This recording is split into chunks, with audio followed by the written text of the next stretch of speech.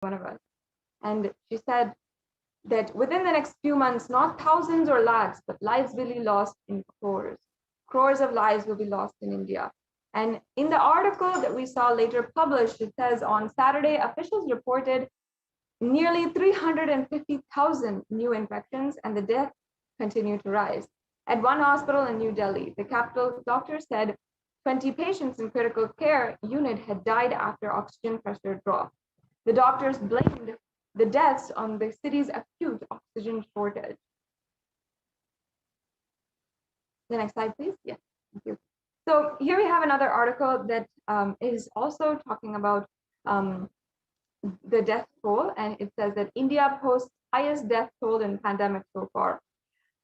Really, we are seeing so many underreported deaths, and that's the crime of the whole thing. Because today, as we look back, who is being held accountable for the lives that are lost, which are not even counted?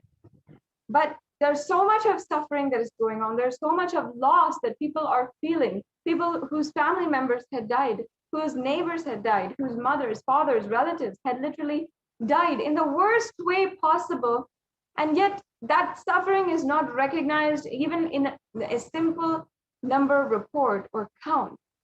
How can this be justified? And who is being held accountable? India reported the coronavirus pandemic highest single daily death toll on Wednesday, which was 4,529, with the virus raging through the country's rural regions. The previous deadliest day for a single country was the United States, recorded in the United States in January, where 4,468 people died. Many reports believe in the number of deaths in India are even higher but underreported. And evidence has emerged across the country of large number of deaths of people dying and from COVID-19 who have been officially counted. This is actually from the New York Times, which this article is quoting. You can go on to the next slide, Mark. As you can see here, the devastation of COVID-19 in even the quarries, the cemeteries, and the burial grounds is absolutely unsubstantiated, meaning it was absolutely shocking. We heard the stories of all of the people, of the workers from the cremation grounds, the business, the leaders of the cremation grounds who own these grounds and are seeing so many hundreds of bodies and bodies lining up. This actually shows that 2 and 2 don't match up. Something doesn't quite add up here. While on one side, the media is talking about a very low death rate and not that many people being saved, the cremation grounds, the evidence that is happening there shows even a backlog in the number of deaths that is being reported, and shows even a backlog in the number of bodies that they have to cremate. Yes, as you can see, more visuals. These are from the devastating cremation grounds in India. The next slide. Yes, and this was revealed by the Supreme Pontiff of Hinduism, who had revealed to us, all devotees and disciples, whoever listens to me, whom I don't need to convince. This is a personal message I'm giving to you all. Devi has very clearly revealed to me, in the Purattasi month, August and September, there's going to be the worst kind of third wave of corona. So that's just coming up right now as we are ending July. The next slide, please. I saw in the vision dead bodies thickly floating on Ganga. Not just Ganga alone, there are 4 rivers coming from Kailasa, Ganga, Yamuna, Brahmaputra. In all those rivers, I saw dead bodies are floating. Dogs eating those dead bodies and dying because they ate corona people. And the poor people who don't have any food, those dogs' dead bodies, and they are dying. I saw this whole cycle.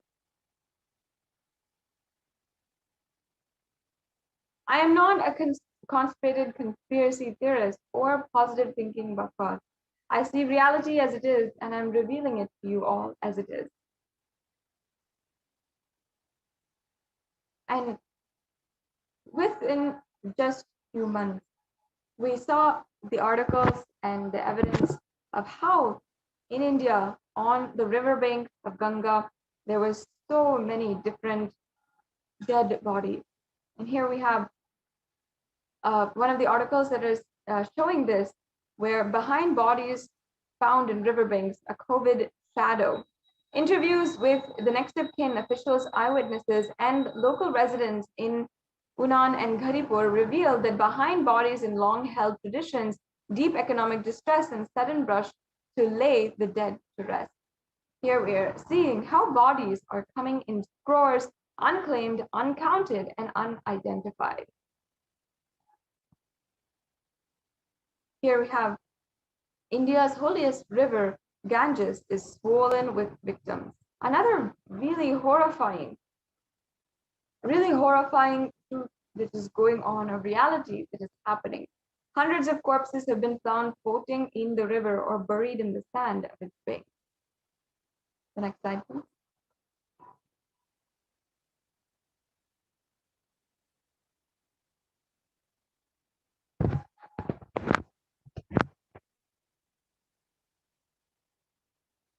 Yes, we can go on to the next slide.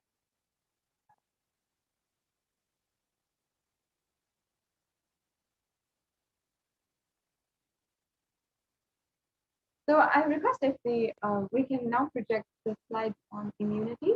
So in this next segment, we'll be understanding even what Devi Parashakti recently had revealed, and we'll be understanding how she had revealed about the immunosuppression qualities and properties of COVID-19, and how after that we saw that literally scientists were recognizing that this was happening.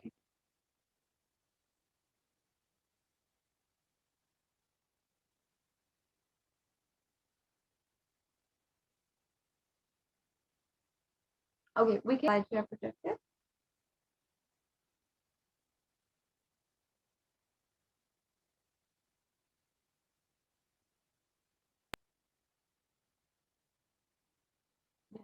So we can stay on this.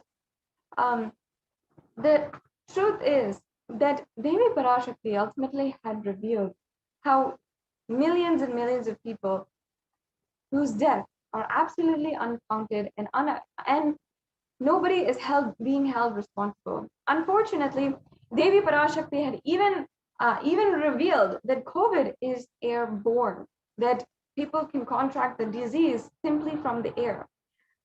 Here it says how, yes, we can go on.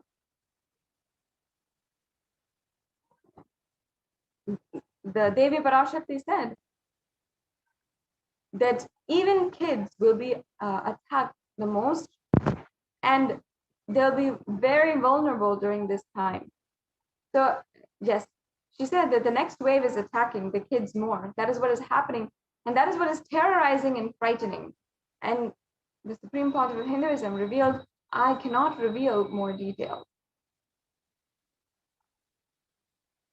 India's richest state was at the center of the second wave. Now it's preparing for a third wave. This is an article from CNBC, and this is on India's second wave, now preparing for a third wave. And here we have a lot of numbers. The western state of Maharashtra has so far reported more than 5.4 million cases, including 82,000 deaths from COVID-19, and some predict a third wave, which could hit India potentially between September and October. The next slide, please.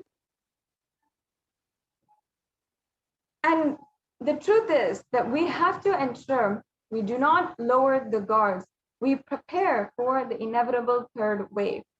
And here in so many articles are also saying, even though it is being anticipated that coronavirus cases could peak in mid-June in the city, experts have been warning against lowering the guards, as they say that the third wave of COVID-19 wave looks inevitable by October end. Not only that, but experts have further said that the third wave should be deadlier than the first two waves.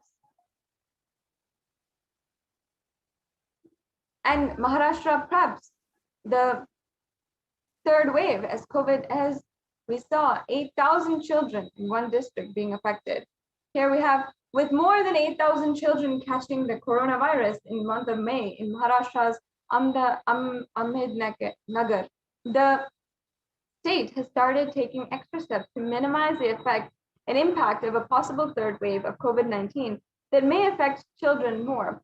In Maharashtra's Sangli city, a COVID-19 ward is being prepared especially for children, and currently 5 children are being treated here, and the facility is being prepared for more patients.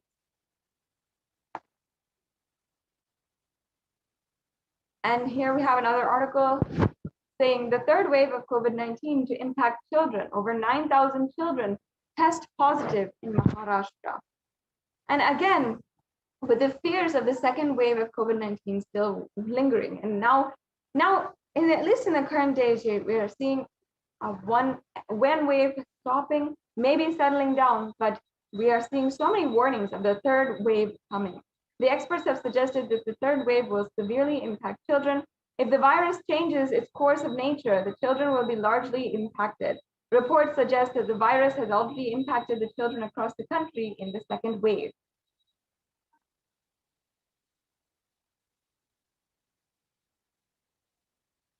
Yes.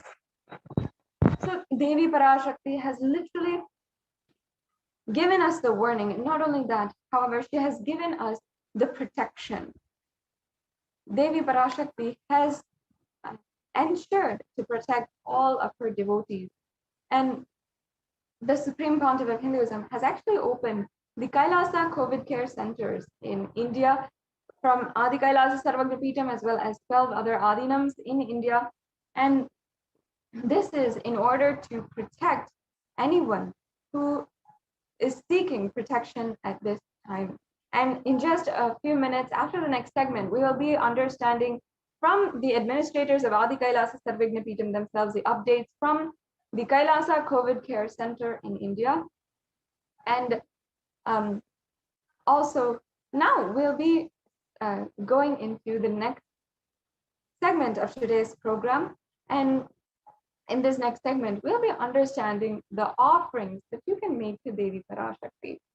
After we understood how each individual can ask a question, ask for healing blessings or anything, and then how Devi Parashakti has guided the whole humanity and given her protection, her most compassionate protection to anyone. Now, after that, Devi Parashakti has literally opened up so many different ways that we can immediately and instantly attain oneness in our lives. Now, I request if the offering slides can be projected, offerings to Devi Parashakti. So yes, while we get that sorted out,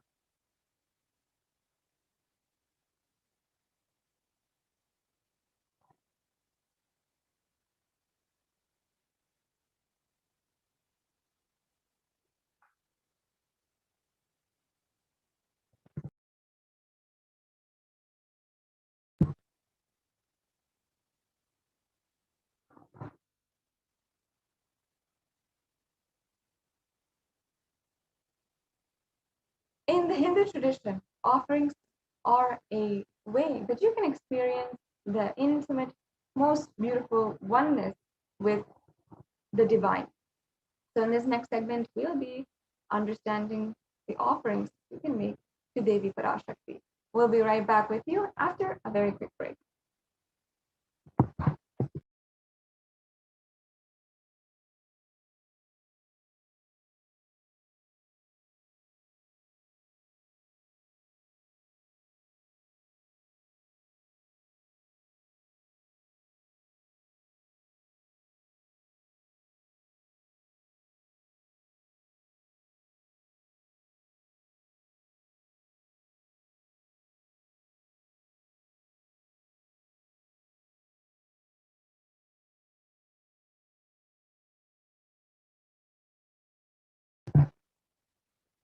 Yes, completing with all the viewers for that technical difficulty.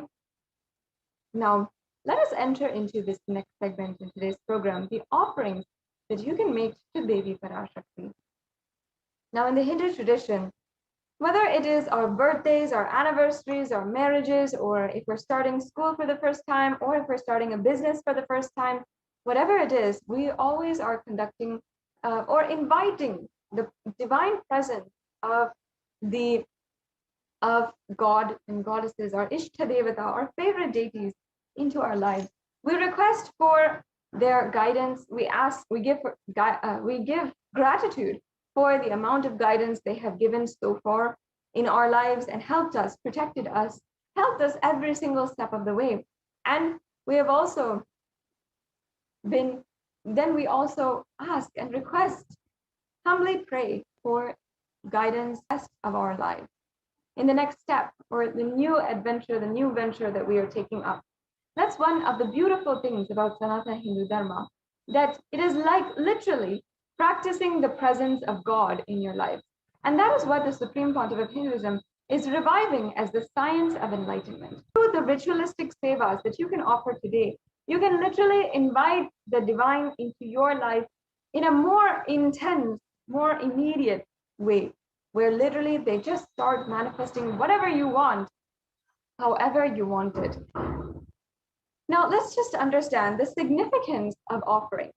Offering is a giving of a divine gift, pure love, devotion, and oneness, and it consists of two parts. One is giving, and the second is accepting.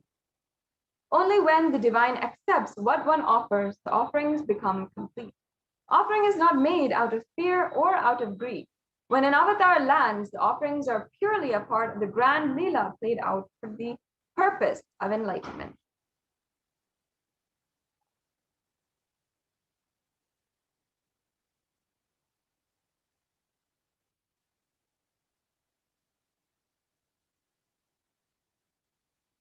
Yes.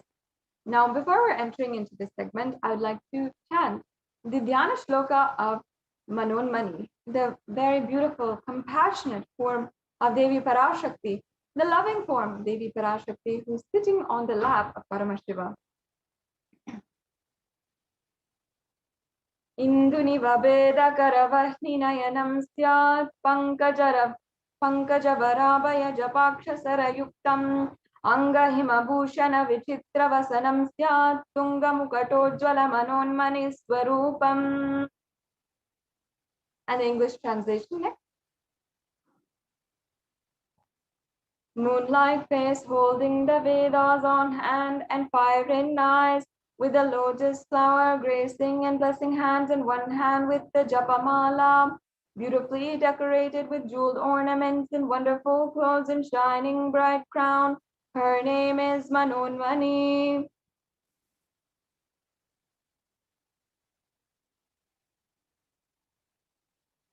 Yes, and the next Dhyana Shloka. ध्याये देवीं त्रिनेत्रां शशिनभवदनां वेदहस्तां ददानां सव्ये पद्मं वरदमपरे चाभयं चाक्षमालां दिव्यैराभरणनिर्विभूषिततनुं ब्रह्मादिभिः पूजितां देवीमेव मनोन्मनीं प्रतिदिनं कामात्रदात्रीं शुभाम्. And the English translation. I meditate on Devi with 3 eyes glowing like the moon and holding the Vedas, lotus and gracing with blessing and gracing hands. She is wearing beautiful ornaments and she is worshipped by Brahma and other many gods and showers auspicious blends, boons and blessings for all actions every day.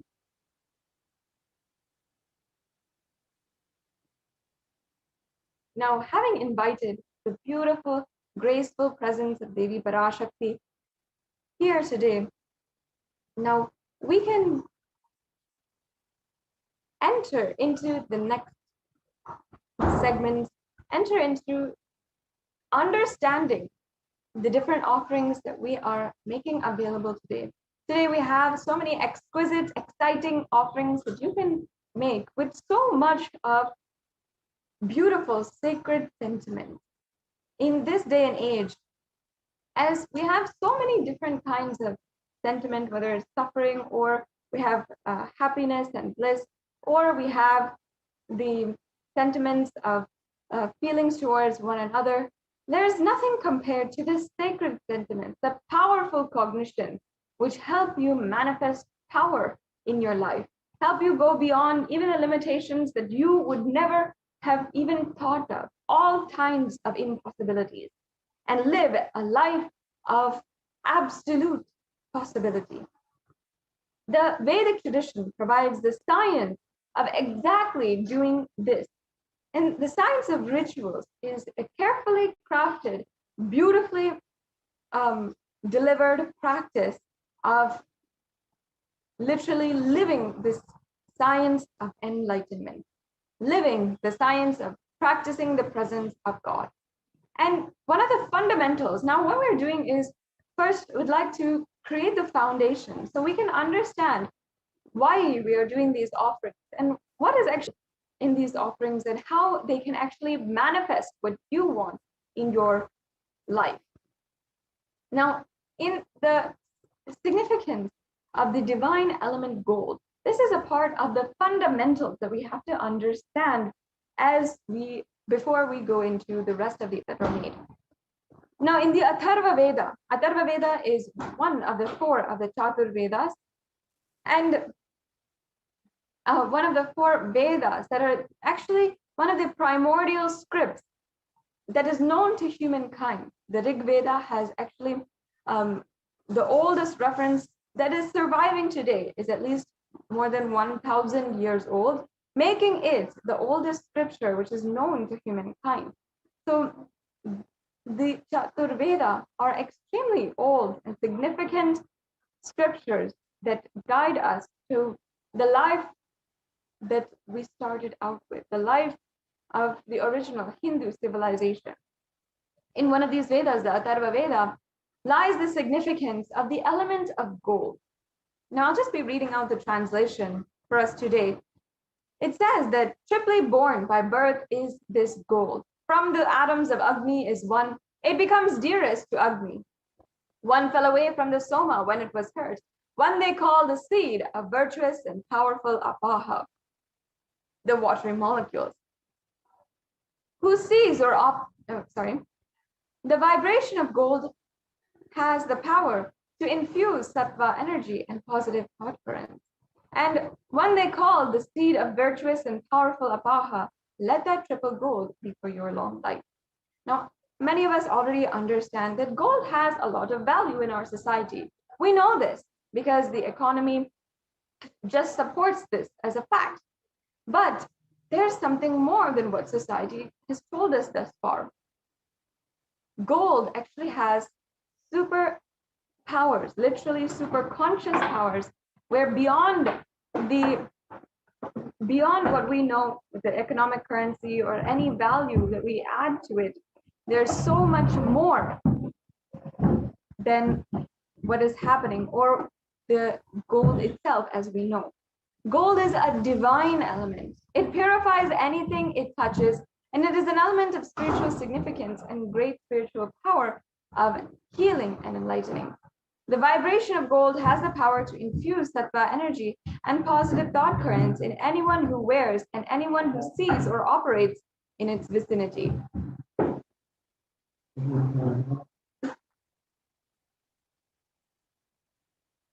Gold is present in all the scriptures, the Agamas, Shrutis, Itihasas, and Puranas.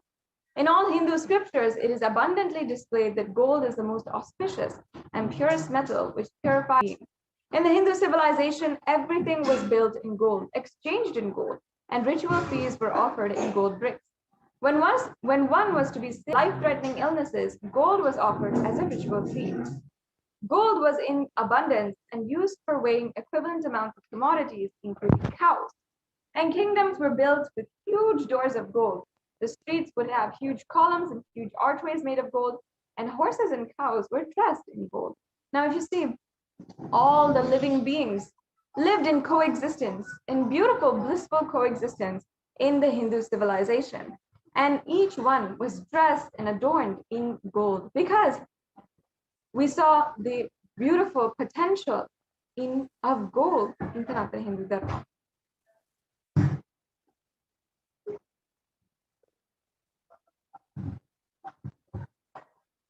Yes, And the Hindu civilization ultimately thrived on the banks of rivers of gold. In the Rig Veda, the Indus River was called the Hiranyamaya, and in the Atharva Veda, the river Saraswati was called the Hiranyavardhani. Gold is the supreme element for offering gifts to the ones you love and revere.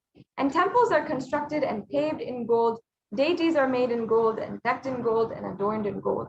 Because it preserves the enlightenment energy for thousands of years. It lasts forever.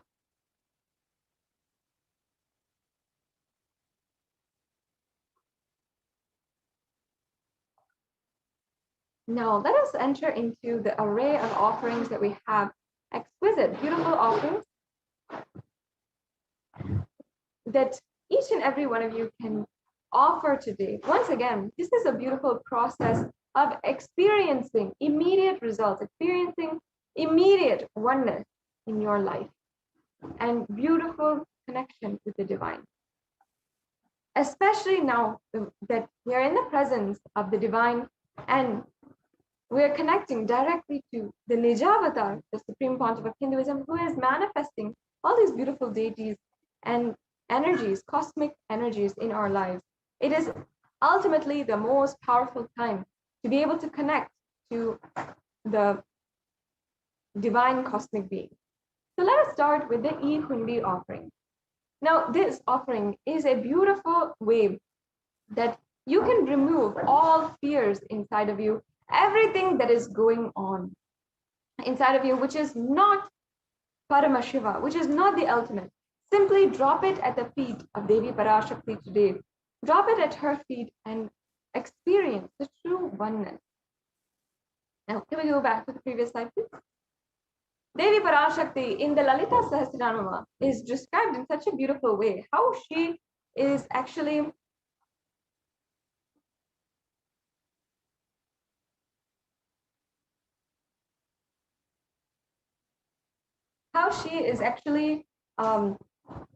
going through and how she literally accepts all the fears, all of the karma that you are dropping at her feet. She removes that and just makes it disappear. Amazing way, amazing, beautiful sacred sentiment. Everything that we feel is a burden, everything that we feel as karma, everything that we feel as pain inside of us, we just drop it.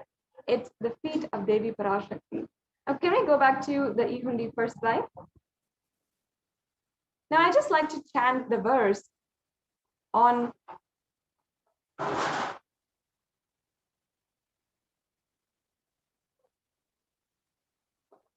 yes, I just like to chant this verse. Bhakti Priya, Bhakti Gamya, Bhakti Vashya Payapaha, Shambhavi Sharadaradhya, Sharvani Sharmadayini. Devi is fond of true devotion and she is the remover of all fears. The next slide, please.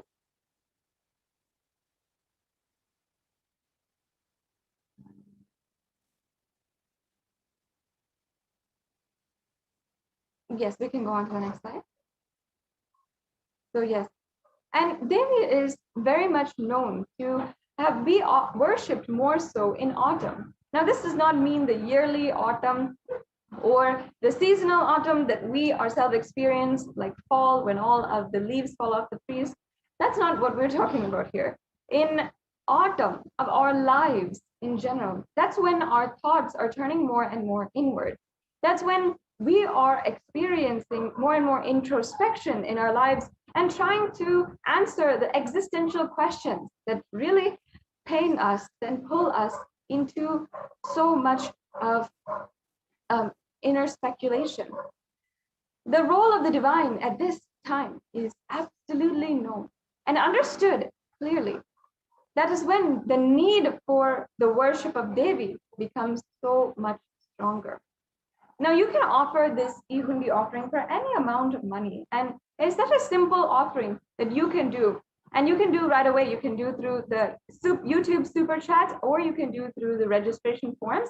If you have a couple of questions on these and how to pay and how to make the donation that you'd like to make today, then you can you can just wait until the end of this segment, and we'll be proceeding further with how to exactly make these things. Yes, we can go on to the next slide.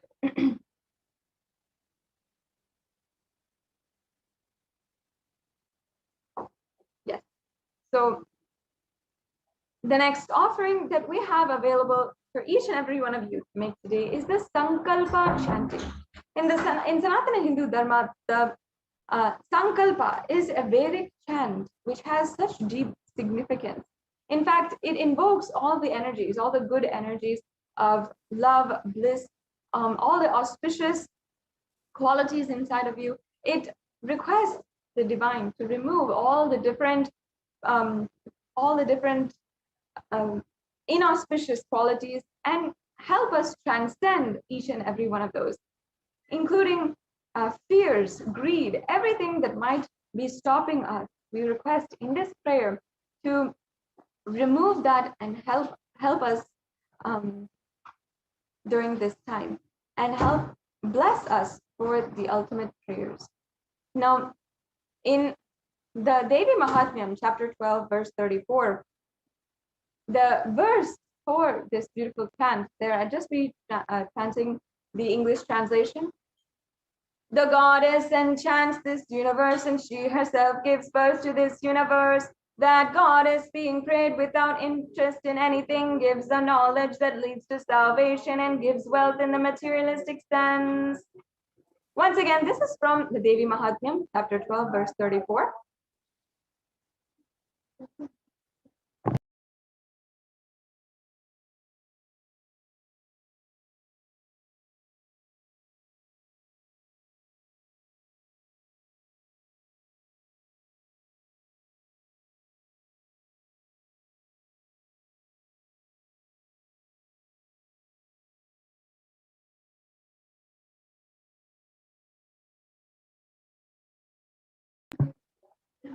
Yes, the Sankalpa chanting is such a beautiful way that you can just simply offer the Sankalpa. Your name will be chanted along with the Sankalpa, and it will be offered in your name to the divine. The next offering we have here, as you can see, is the Sahasranama Swarna Kasu.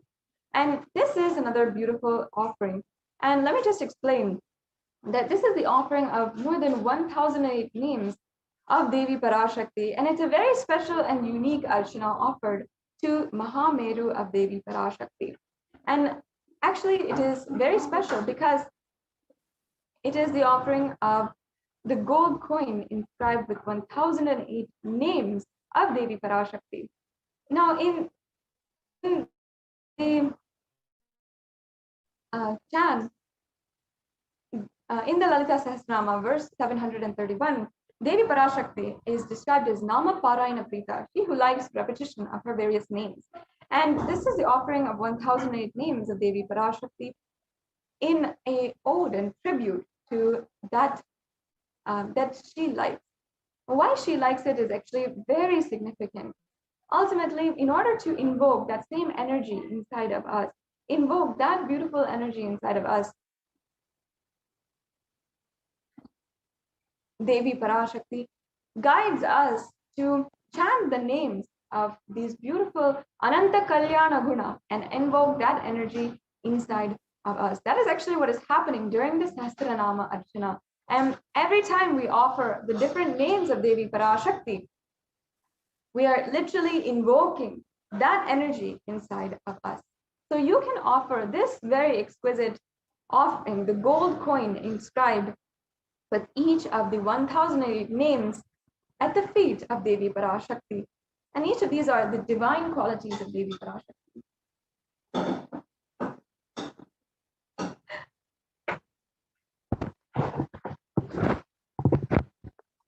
Yes, the next offering is the Mukta Anguti. Now, many of you, I'm sure you would relate. If you know that your mother really likes pearls, then of course, when it comes around to her birthday, or when you want to please her, when you feel like you want to express your gratitude to your mother, like on Mother's Day, you will obviously go out and get a gift of pearls, a pearl set or a pearl necklace or a pearl earrings, pearl bracelet, because you know that she likes it, and that's the only reason why you want to give it to her.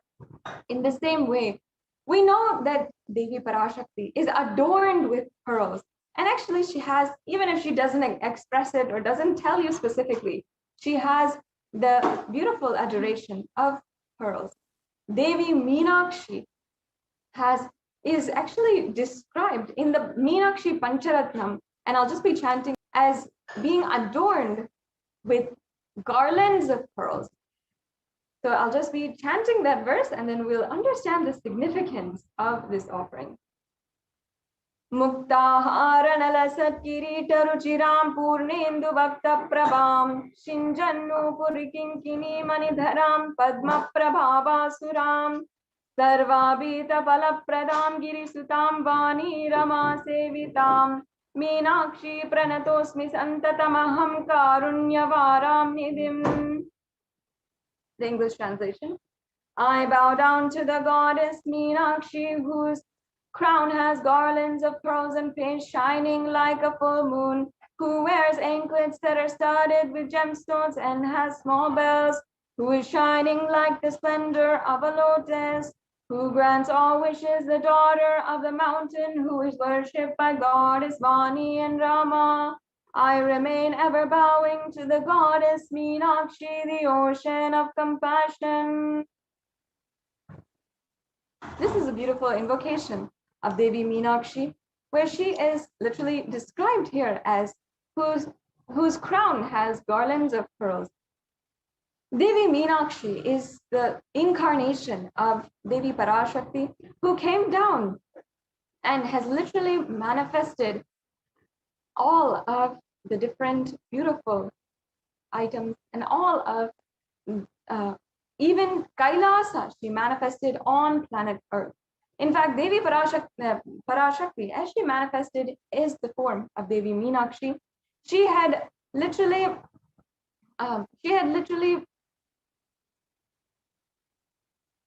united all of the 56 deshas.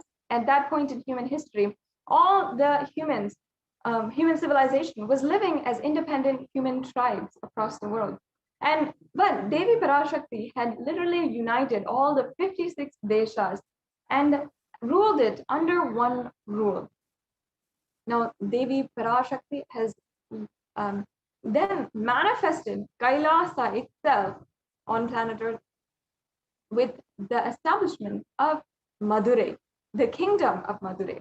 Just like how Devi Parashakti literally had such beautiful ambition and powerful ambition to manifest Kailasa itself on planet Earth, with this offering of the Mukta Anguti, you can have the blessings of Devi Parashakti in any of your endeavors, the new ventures that you are about to take in this time. Yes, we can go on to the next slide.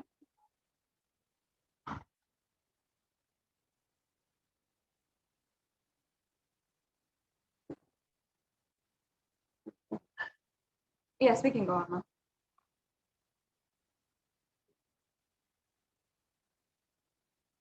The next offering is the Swarna Padma Pushpa, the golden lotus. Now, in the Kamikagama, the verse is described as all the kalashas that should be worn around with suitable thread and covered with new cloth, they should be adorned with lotus flower made of gold. Now, this actually shows us the significance of the Swarna Padma Pushpa. The next slide, please.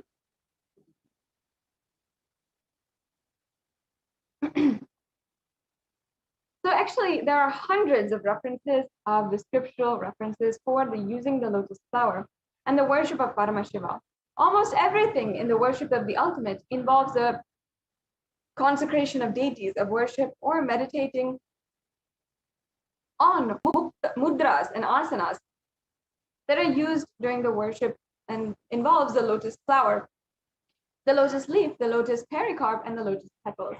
So actually, the lotus is actually considered a divine flower. It is literally seen as a divine flower. That is why it's used so much, and it is associated so much in all of the Vedic scriptures, the Vedic arts, and everything. In fact, of course, you've seen in the Vedic tradition and culture, the lotus is in so many different ways. It is so it is used and referred upon in so many different scriptures. And you can see in Vedic arts as well. If you see any of the dresses or any of the arts, the paintings, the beautiful paintings, or even the architecture, lotus is in fact probably used the most. So why it is considered a divine flower? Because of its beautiful context. In even the most adverse situations, even in muddy waters, in polluted waters, even in just a little bit, just a few inches of water, the lotus blooms and it has divine radiance and resilience despite of its environment. That is the beauty of a lotus, that no matter where it is growing, no matter if it is in the pond or in the polluted waters, it still blooms and it still has that elegance, that grace, that beauty. That is why the lotus is associated with Devi Parashakti herself, because even in the midst of wars, even in the midst of, even from the earth, from the mud, Devi Parashakti can be born. There are hundreds of descriptions just like this. Even in so much of war and so much of suffering, Devi Parashakti can manifest, and she will not just manifest, she will be the most elegant, most radiant, most resilient being who is manifested.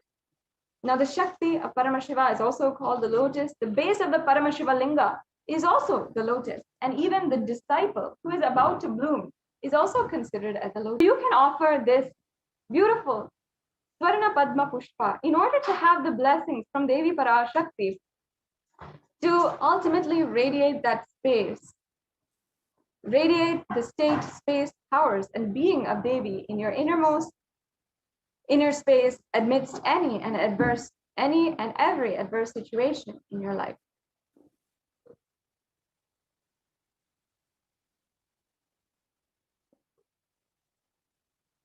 Yes. The next offering is the Swarna Metti. I'll just be chanting first the Pramana. Nakhadiditi samchana namajjana tamoguna padadvaya prabhajala parakrita saroruha. You whose brightness from toenails destroys the darkness of ignorance from the minds of your devotees who prostrate at your feet.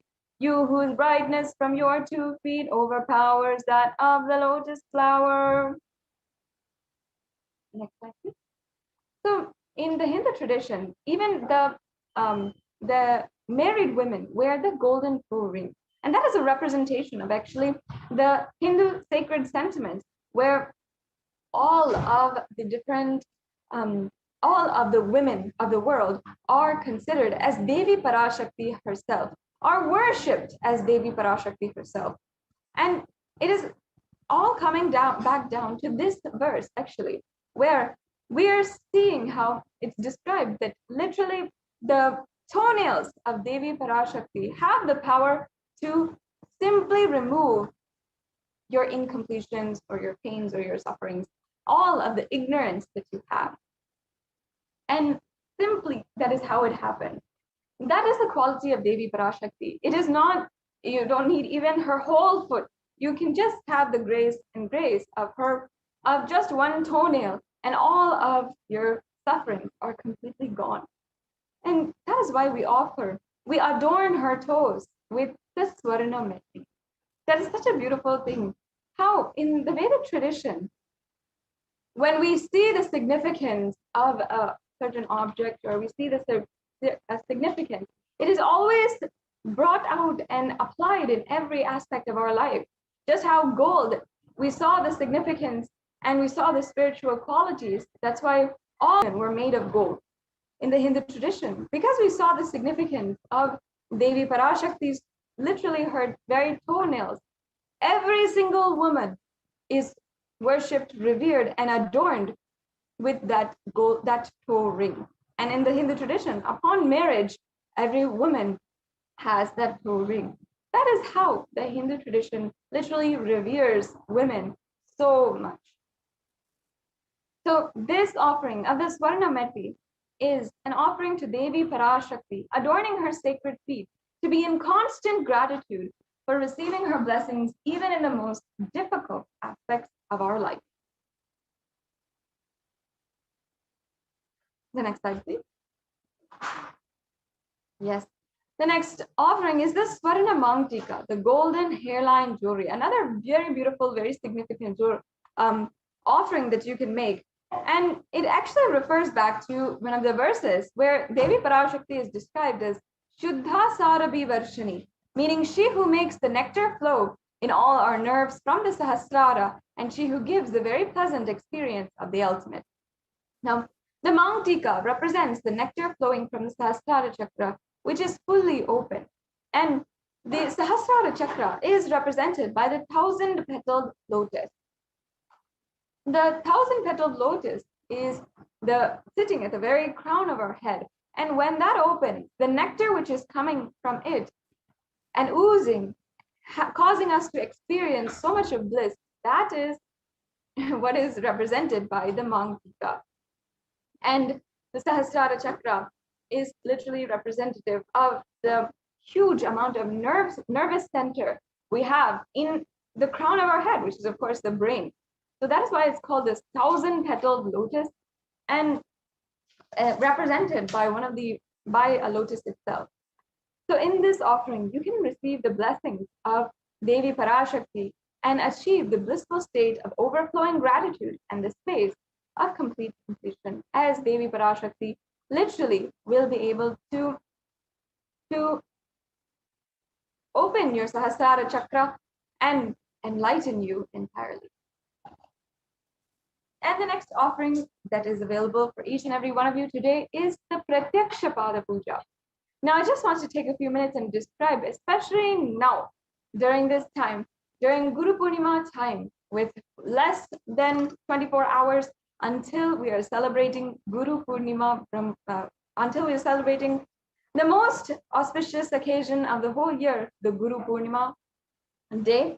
On Guru Purnima, you will be able to have the blessings of the Supreme Pontiff of Hinduism himself, and you can offer the Pratyaksha Pada Puja during this time. Now, Guru Purnima is a time when all of the planets, all of the different grahas, and all of the different planetary energies are aligning you towards Guru and Guru happening in your life. I know that many of you have been praying for a guide in your life, especially during these extremely dark and intense, a guide who will tell us, take this step, I'll be there, I'll protect you, I'll take care of everything.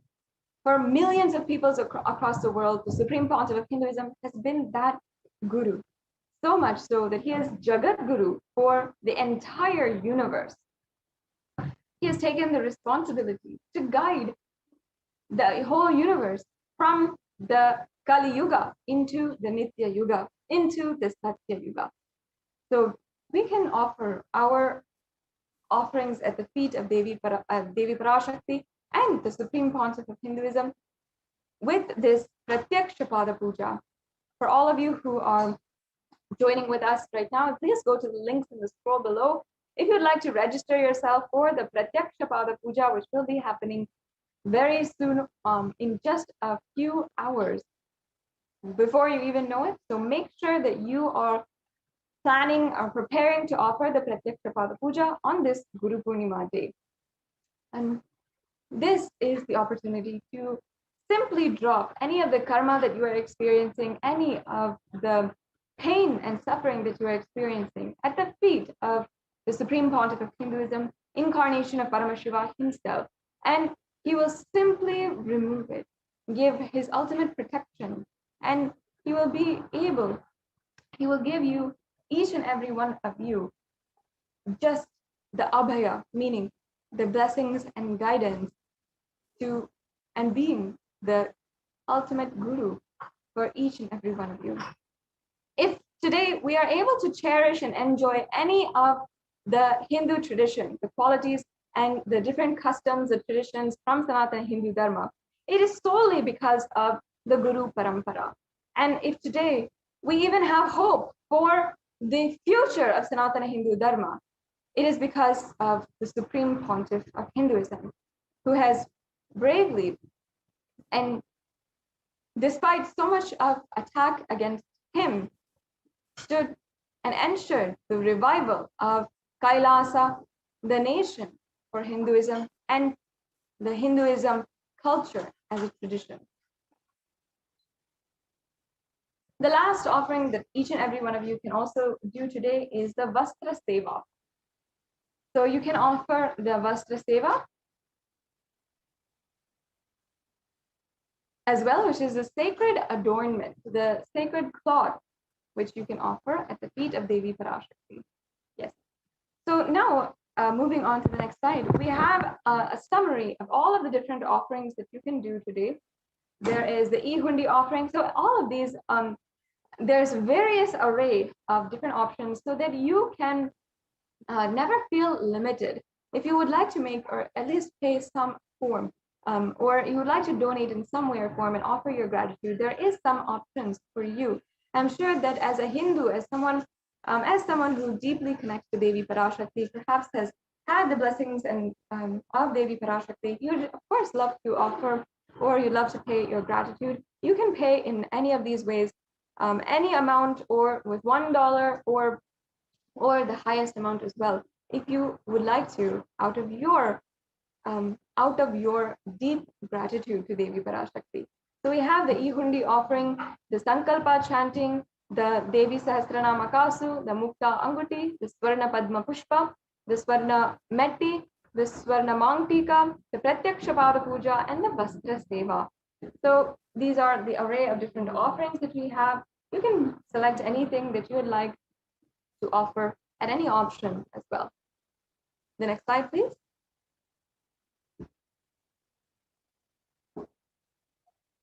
Now, now you might be in two categories as we are proceeding for the offerings today. You might be in the category of you're ready to make your payment, you'd like to go forward with the next steps. You can go to tiny.cc/Devi-offerings, and you can proceed for the next steps of your payment. It's a very easy and quick process to do your payment. Then after the payment, make sure that you are filling out the Sankalpa 2021 form. This is for submitting the details needed for the puja. So this needs to be submitted after you make the payment, and all of your names and the names on whose behalf you are offering this puja, you will, all those names will be chanted after this form is filled. So if you're ready to make the payment, that's awesome, that's great. You can go ahead and make the payment through these links. Now, on the other hand, if you are still wanting to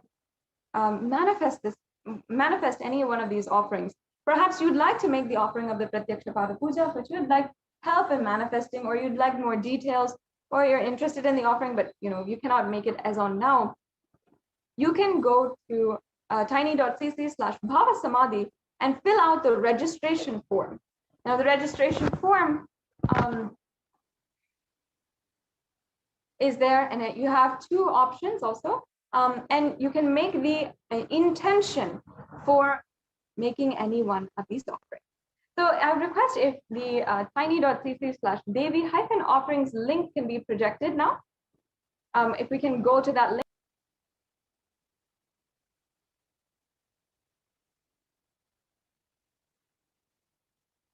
So we'll just be getting back with you with that link and being able to project it for all of you to see and to understand that this is a very quick payment process. You'll be able to simply be able to have any of those payments be fulfilled. So we'll be right back with you to show you the payment process and everything after a very quick break.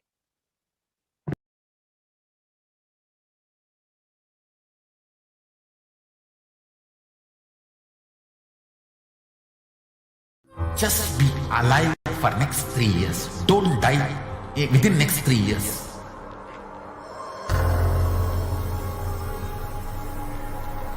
Just don't die within next 3 years. Be alive. Somehow be alive. I'm working sincerely. I will reach you somehow. Somehow I will reach you. It's my commitment to humanity.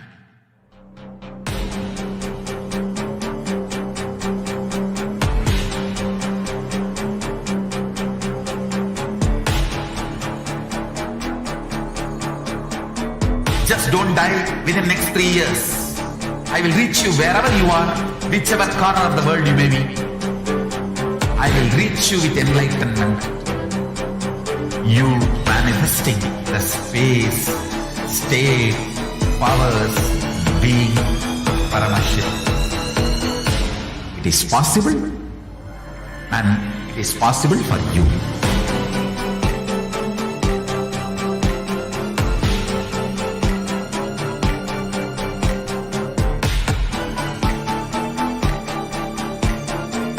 Paramashivoham will reach you with enlightenment science. I know he is going to do the job. Just be alive for next 3 years. Nothing else. What I mean by the word e-Kailasa, listen intensely. Enlightenment ecosystem, literally enlightenment itself, in your own home, wherever you are. If you cannot come to Kailasa, it's okay. Kailasa can come to you. Kailasa coming to you is e-Kailasa.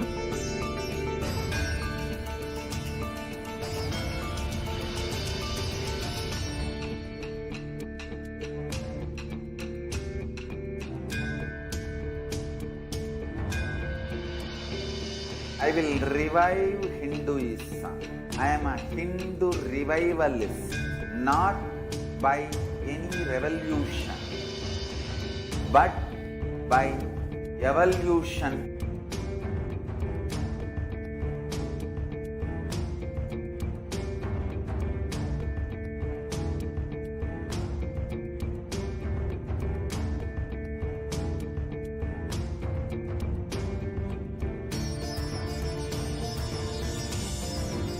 And setting model community.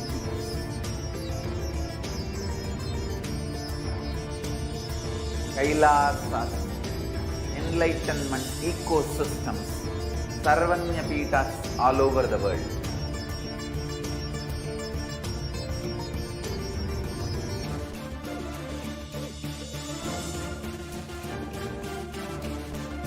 All powerful cognition, knowledge, only when you live, power manifestation and possibilities manifestation happens.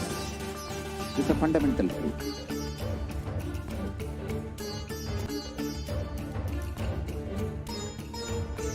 Hinduism cannot live exclusively as one sampradaya. No. All sampradayas of Hinduism is an ecosystem.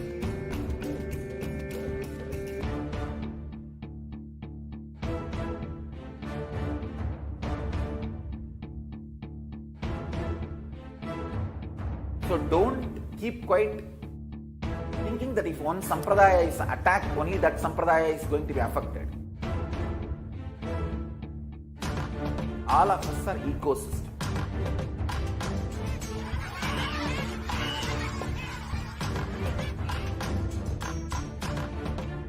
I invite all of you to get involved and enjoy Hinduism by the principle of Dharmo Rakshati Rakshitaha. When you protect Dharma, Dharma protects you. We will make the whole planet flourish spiritually. The spiritual prosperity will happen to the whole planet. We all have to coexist together.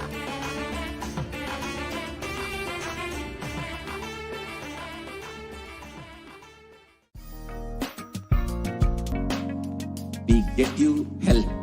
We get you ability to build beautiful relationships in your life. We get you direct spiritual support, and we make sure you become wealthy.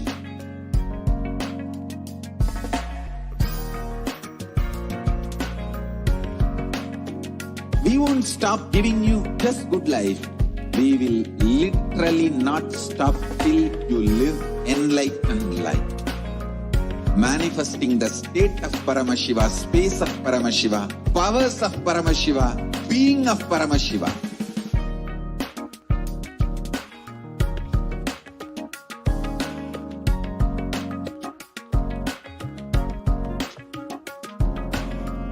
Whole world should become e-Kailashians. I want the whole world to know Hindus have something great to contribute to the world.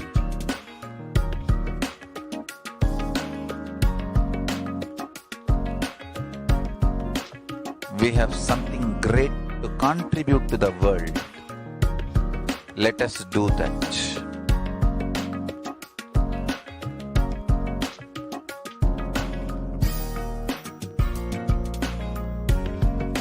E-Kailasa is proper customized spiritual service helping you to identify your root patterns of suffering. We have perfected the science of helping every individual from every cultural, religious, nationality background.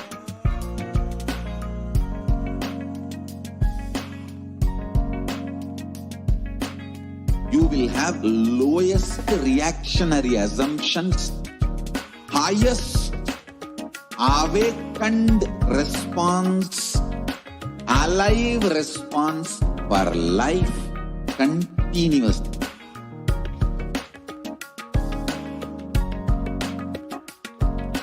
E-Kailasa is enlightenment ecosystem, literally enlightenment itself in your own home, wherever you are.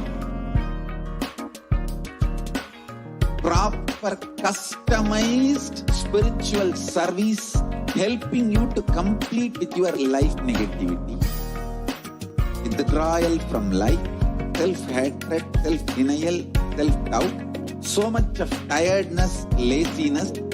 We can support you aligning your diet, your attitude, your aptitude, your understanding about life.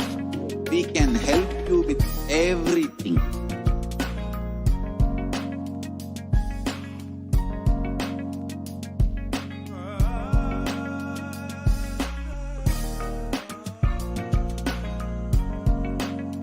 If you are interested in enlightenment, we will immediately bring this to you.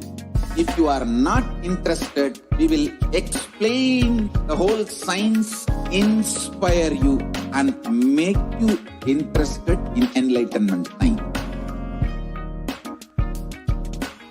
We need to cater this enlightenment science to the whole world wherever they are, because enlightenment is the birthright of all human beings. Kailasa is responsible to provide that to all human beings.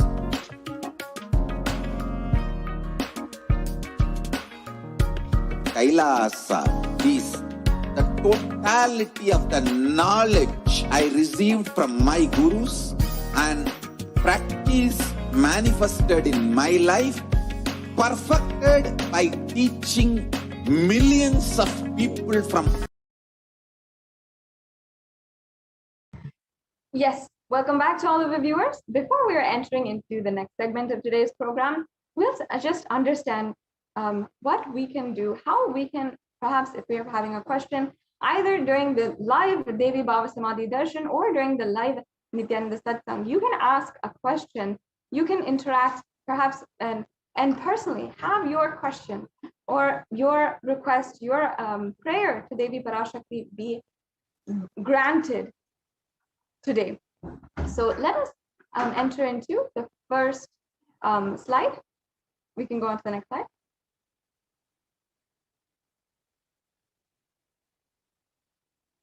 So here we'll be able to share with you how you can ask the question on the different social media platforms.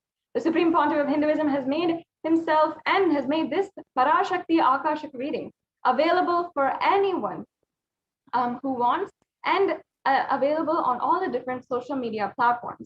So as you can see here on YouTube, you can go to Kailasa's HDH Nithyananda YouTube channel. You can go to the live feed, and many of you, of course, are already watching there.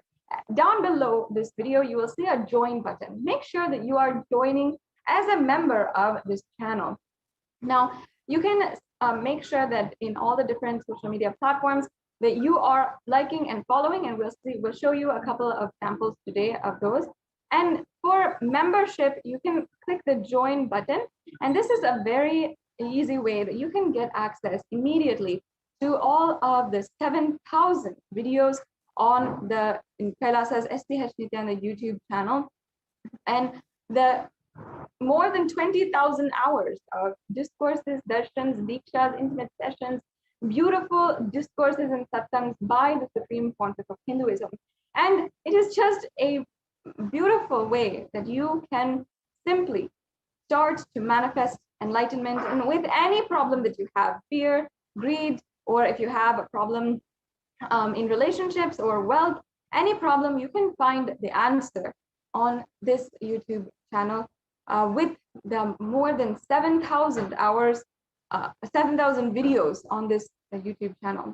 So again, you can join at the button that is there. And today, if you'd like to ask your question at any time, either during the Devi Parashakti Akashic reading, the live Bhava Samadhi Darshan, or during the live Nithyananda Satsang, you can ask your question in the chat. So you can ask your question in the chat, which you can see on the right-hand side. And once again, this would only be open for members. So yes, the next option we have is Facebook. You can go to Kailasa's SPH JGM Nithyananda Paramashivam Facebook page, and this is the official Facebook page of the Supreme Pontiff of Hinduism. Make sure you are liking and following Kailasa's SPH JGM Nithyananda Paramashivam Facebook page, so that you can have all of the different notifications, the different live events, the different posts personally given to you, and the personal messages from the Supreme Pontiff of Hinduism directly in your news feed, and ensure that you are getting the notifications when the notifications come immediately. You can tune in to the live events which are going on continuously from Kailasa. And we also have here, you can see that all the different live events are displayed or will be continuously there available on Facebook. So whatever, even if you miss a satsang, even if you miss a program, you can go back and watch and ensure that you are really relishing and reveling in the divine presence of the Supreme Pontiff of Hinduism. So make sure, if you want to ask any of your questions during the live Bhava Samadhi Darshan or the live Nithyananda Satsang, you can go to the comment section and post your comments in the comment section below the video. Yes, and the next option that we have is Twitter. I'm sure that many of you are users of Twitter. You spend all your day on Twitter, and you yourself have a Twitter following. If you like Twitter and that's the social media platform of your preference, then you can go and follow Kailasa's SPH JGM HDH Nithyananda Paramashivam on Twitter, and make sure that you're following the official Twitter handle of the Supreme Pontiff of Hinduism, which is at Sri Nithyananda. And once again, here, the Supreme Pontiff of Hinduism gives personal messages to the whole humanity, to all the global Hindu diaspora here, his messages as the Supreme Pontiff of Hinduism, his guidance during this time, and as well, all the different live events, the exciting events that are happening across Kailasas, across the world, will also be posted here regularly, as well as ensuring you have your daily dose of living enlightenment, and enlightenment that can inspire you for the whole day. So make sure that you are following at Sri Nithyananda on Twitter, and you can go to the live event as well. The live event, which will be displayed on Twitter and will be a tweet from Sri Nithyananda, from the official handle. And then you can ask your questions as a reply to that tweet. So use tag at Sri Nithyananda and use the hashtag Ask the Avatar and tweet in the reply section of that tweet in order to make sure that do your best and make sure that your question is seen by the Supreme Pontiff of Hinduism during the live satsang. We also have a next platform here, which is Instagram. Now, Instagram is, of course, a very popular platform that I'm sure many of you spend so much of your time on, and the Supreme Pontiff of Hinduism itself is available through Instagram with all the different posts, the different ideas and things from the from Kailasa directly to you and to your Instagram feed. You can follow at Sri Nithyananda, official handle of the Supreme Pontiff of Hinduism on Instagram. You can go ahead and go there and make sure that you are tuned in and following Kailasa on Instagram.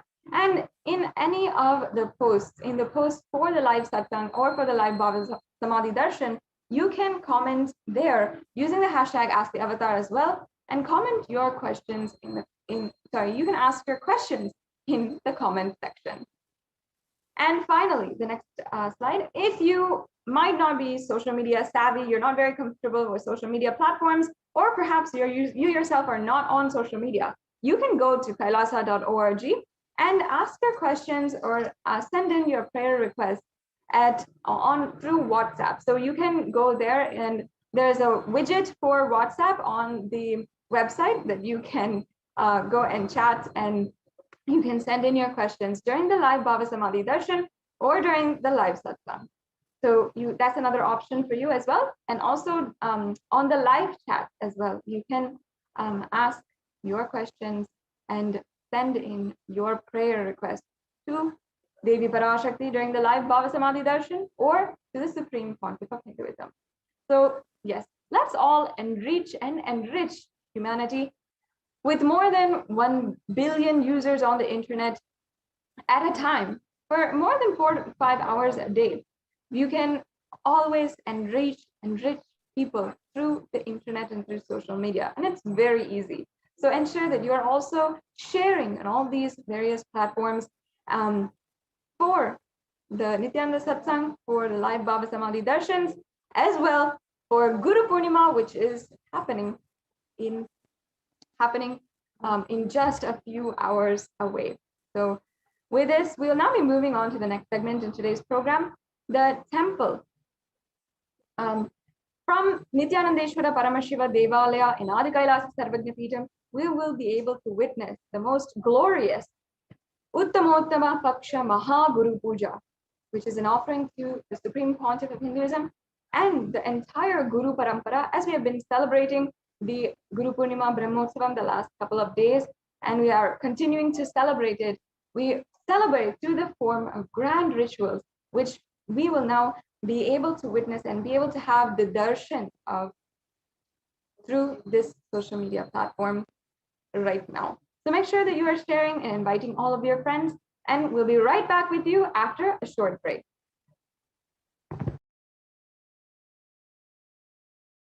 Just be alive for next 3 years. Don't die within next 3 years.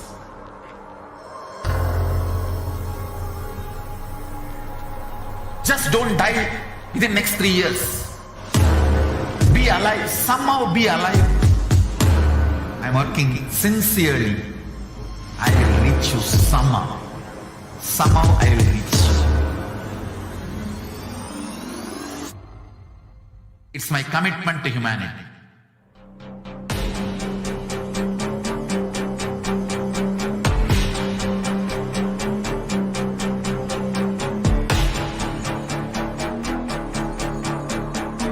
Just don't die within next 3 years. I will reach you wherever you are, whichever corner of the world you may be. I will reach you with enlightenment. You manifesting the space, state, powers, being Paramashivoham. It is possible, and it is possible for you.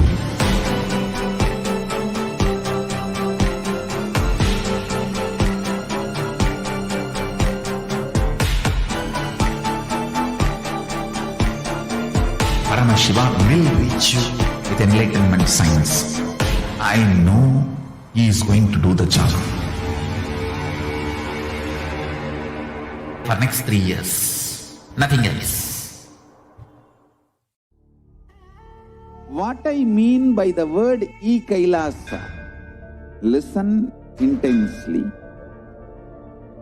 Enlightenment ecosystem, literally enlightenment itself, in your own home, wherever you are. If you cannot come to Kailasa, it's okay. Kailasa can come to you. Kailasa coming to you is e-Kailasa.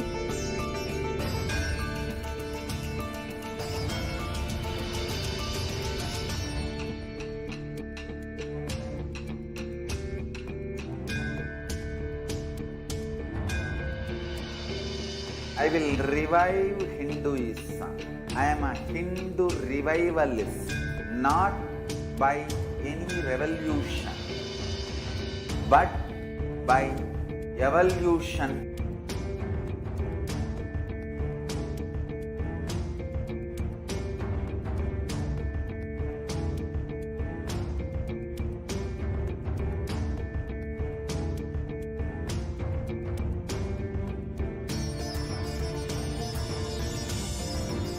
And setting model communities.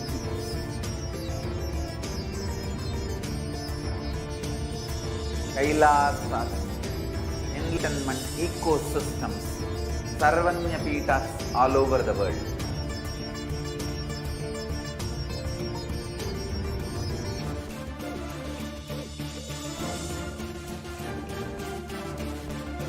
All powerful cognition, knowledge, only when you live, power manifestation and possibilities manifestation happens. It's a fundamental truth.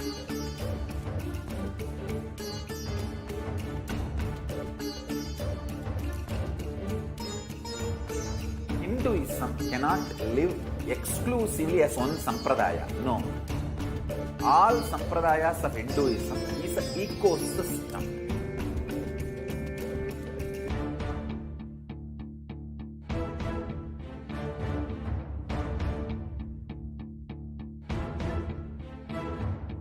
So don't keep quiet thinking that if one sampradaya is attacked, only that sampradaya is going to be affected.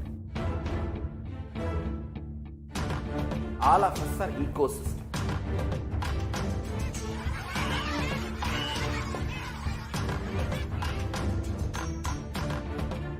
I invite all of you to get involved and enjoy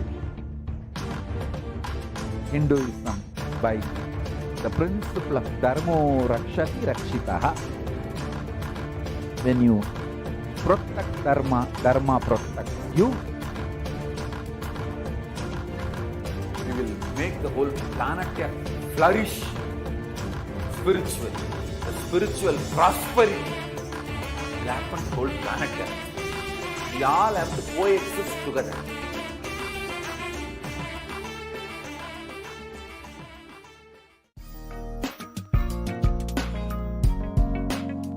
We get you health.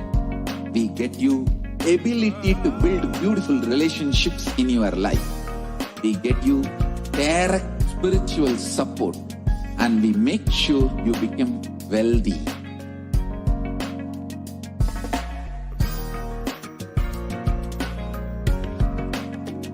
We won't stop giving you just good life. We will literally not stop till you live enlightened life. Manifesting the state of Paramashiva, space of Paramashiva, powers of Paramashiva, being of Paramashiva.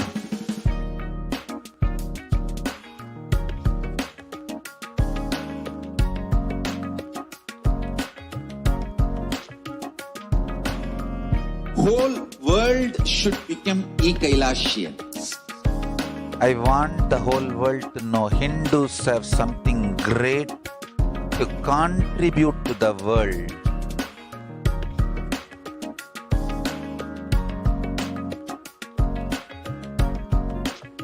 We have something great to contribute to the world. Let us do that.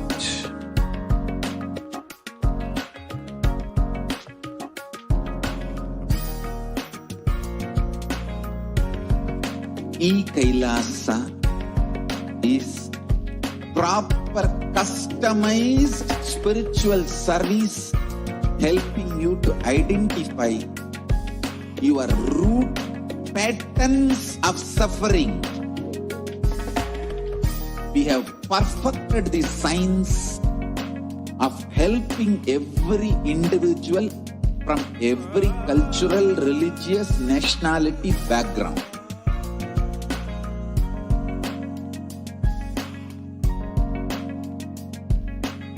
You will have lowest reactionary assumptions, highest awakened response, alive response for life continuously.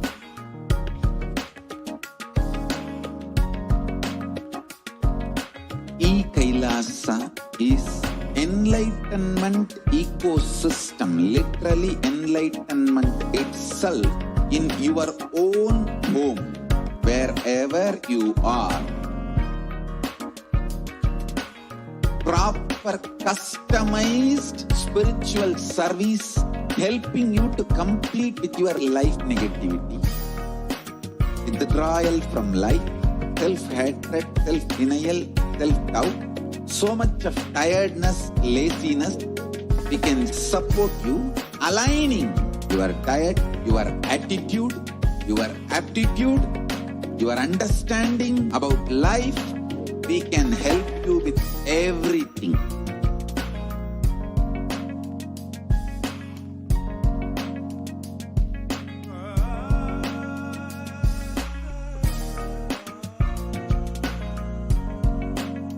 If you are interested in enlightenment, we will immediately bring this to you. If you are not interested, we will explain the whole science, inspire you and make you interested in enlightenment science. We need to cater this enlightenment science to the whole world wherever they are, because enlightenment is the birthright of all human beings. Kailasa is responsible to provide that to all human beings.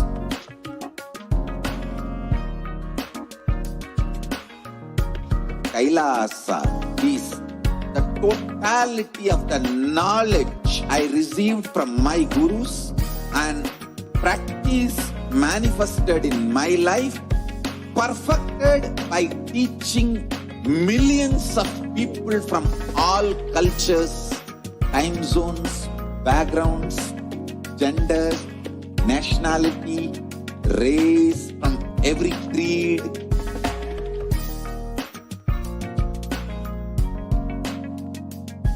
So this absolutely perfected knowledge available to you, served to you in your home without even you moving out of your couch, free of cost.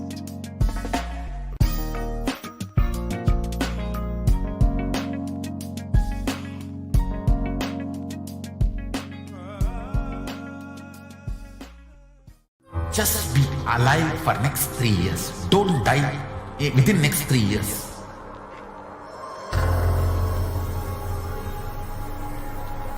Just don't die within next 3 years. Be alive. Somehow be alive. I'm working sincerely. I will reach you somehow. Somehow I will reach you. It's my commitment to humanity.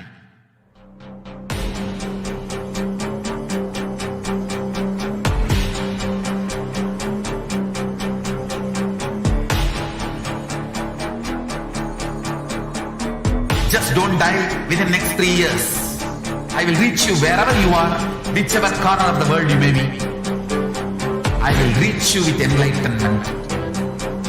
You manifesting the space, state, powers, being Paramashivoham.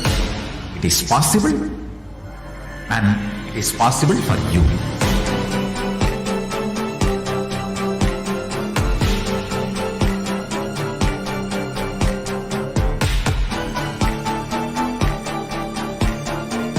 Paramashiva will reach you with enlightenment science. I know he is going to do the job. Just be alive for next 3 years. Nothing else. What I mean by the word e-Kailasa, listen intensely. Enlightenment ecosystem, literally enlightenment itself, in your own home, wherever you are.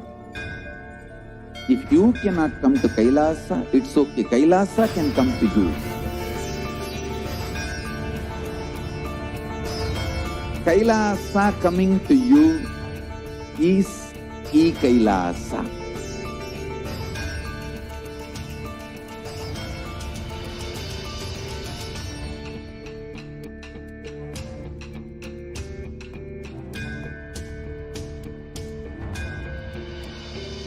I will revive Hinduism. I am a Hindu revivalist, not by any revolution, but by evolution.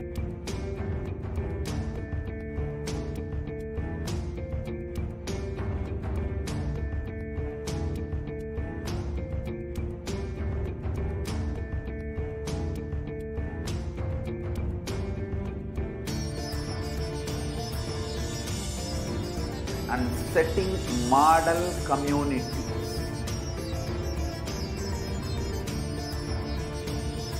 Kailasas, enlightenment ecosystems, Sarvanya Pitas all over the world.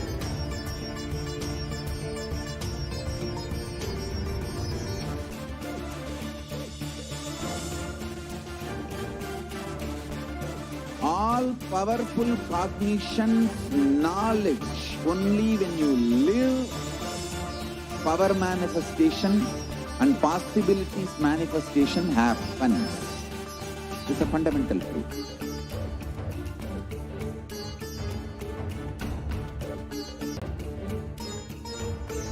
Hinduism cannot live exclusively as one sampradaya. No.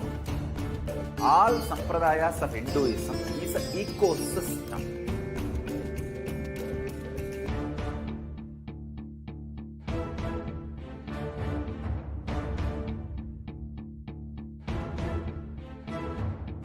So don't keep quiet thinking that if one sampradaya is attacked, only that sampradaya is going to be affected.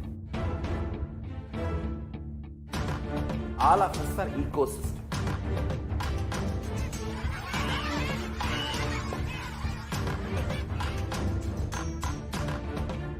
I invite all of you to get involved and enjoy Hinduism by the principle of Dharmo Rakshati Rakshitaha. When you protect Dharma, Dharma protects you. We will make the whole planet flourish spiritually. The spiritual prosperity will happen to the whole planet. We all have to coexist together.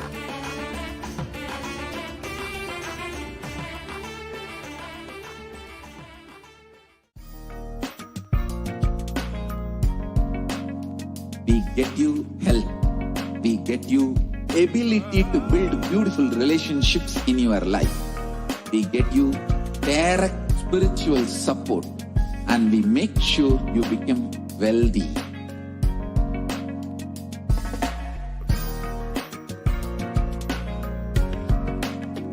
We won't stop giving you just good life. We will literally not stop till you live enlightened life. Manifesting the state of Paramashiva, space of Paramashiva, powers of Paramashiva, being of Paramashiva.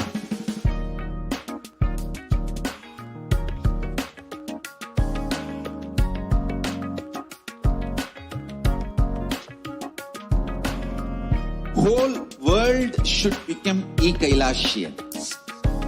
I want the whole world to know Hindus have something great to contribute to the world.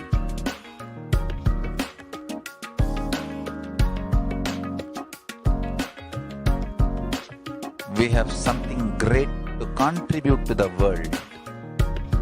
Let us do that.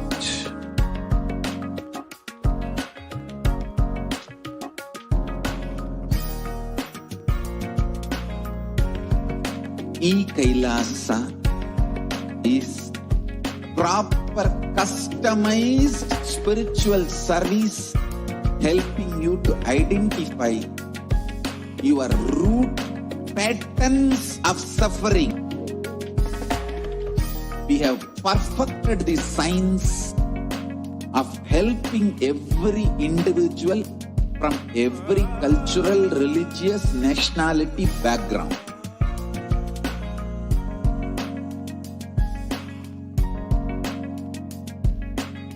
You will have lowest reactionary assumptions, highest awakened response, alive response for life continuously.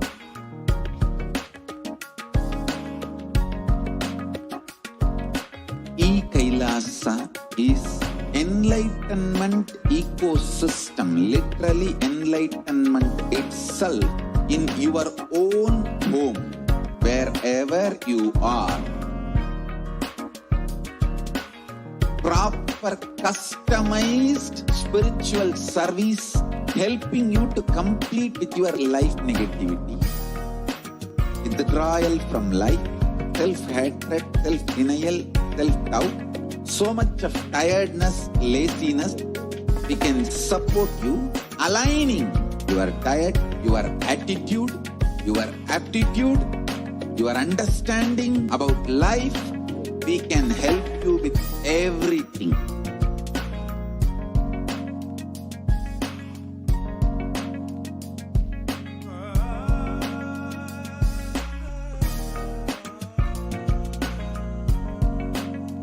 If you are interested in enlightenment, we will immediately bring this to you.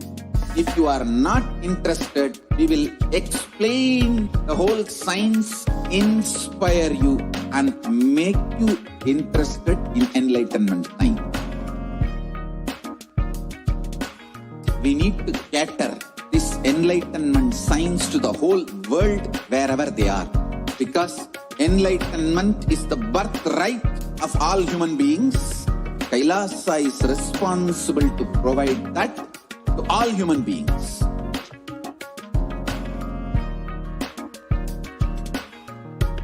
Kailasa is the totality of the knowledge I received from my gurus and practice manifested in my life, perfected by teaching millions of people from all cultures, time zones, backgrounds, genders, nationality, race, from every creed.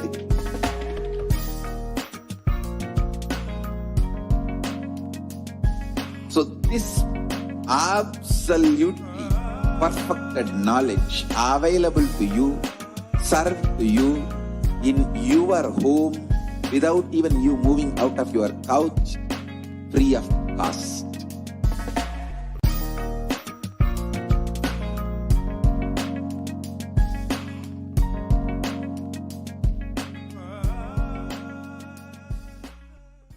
Just be alive for next 3 years. Don't die within next 3 years.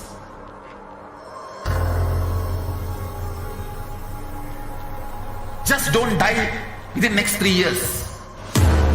Be alive. Somehow be alive. I'm working sincerely. I will reach you somehow. Somehow I will reach you.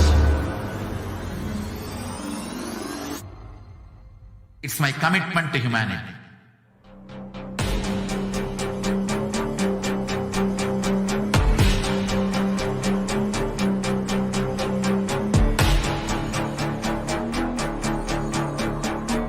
Just don't die within the next 3 years. I will reach you wherever you are, whichever corner of the world you may be. I will reach you with enlightenment. You manifesting the space, state, powers, being Paramashivoham. It is possible, and it is possible for you.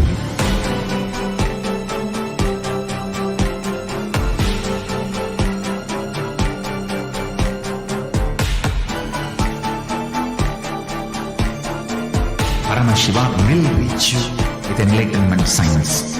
I know he is going to do the job. Just be alive for next 3 years. Nothing else. What I mean by the word e-Kailasa, listen intensely. Enlightenment ecosystem, literally enlightenment itself, in your own home, wherever you are. If you cannot come to Kailasa, it's okay. Kailasa can come to you. Kailasa coming to you is e-Kailasa.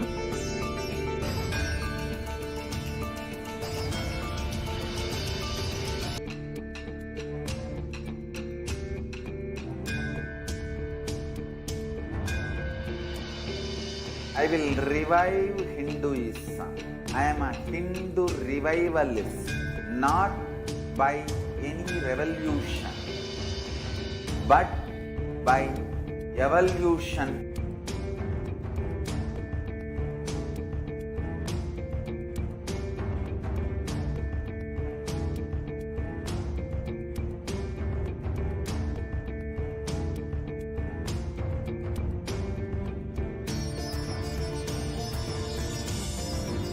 And setting model community.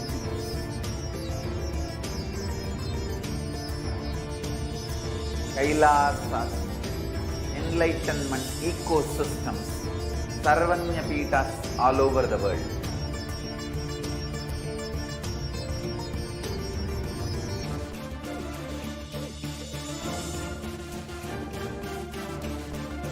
All powerful cognition, knowledge, only when you live, power manifestation and possibilities manifestation happen. It's a fundamental truth.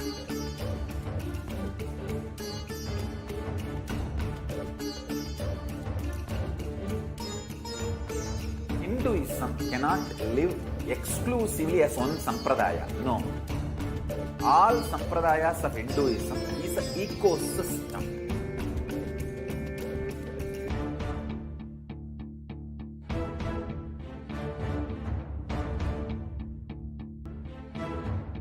So don't keep quiet thinking that if one sampradaya is attacked, only that sampradaya is going to be affected. All of us are ecosystem.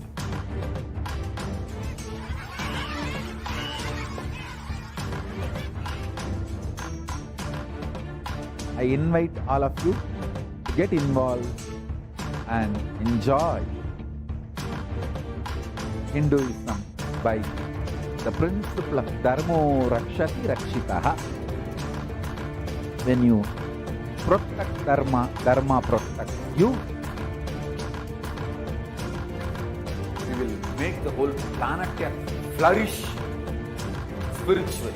The spiritual prosperity will happen to the whole planet. We all have to coexist together.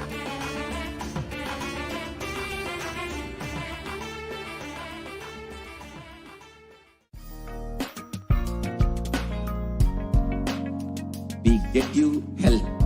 We get you ability to build beautiful relationships in your life. We get you direct spiritual support, and we make sure you become wealthy.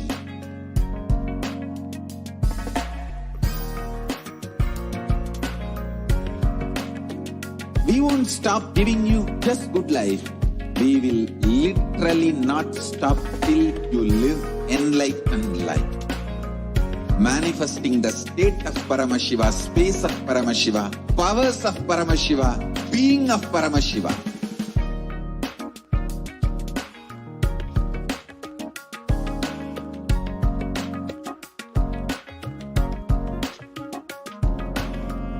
Whole world should become e-Kailashian. I want the whole world to know Hindus have something great.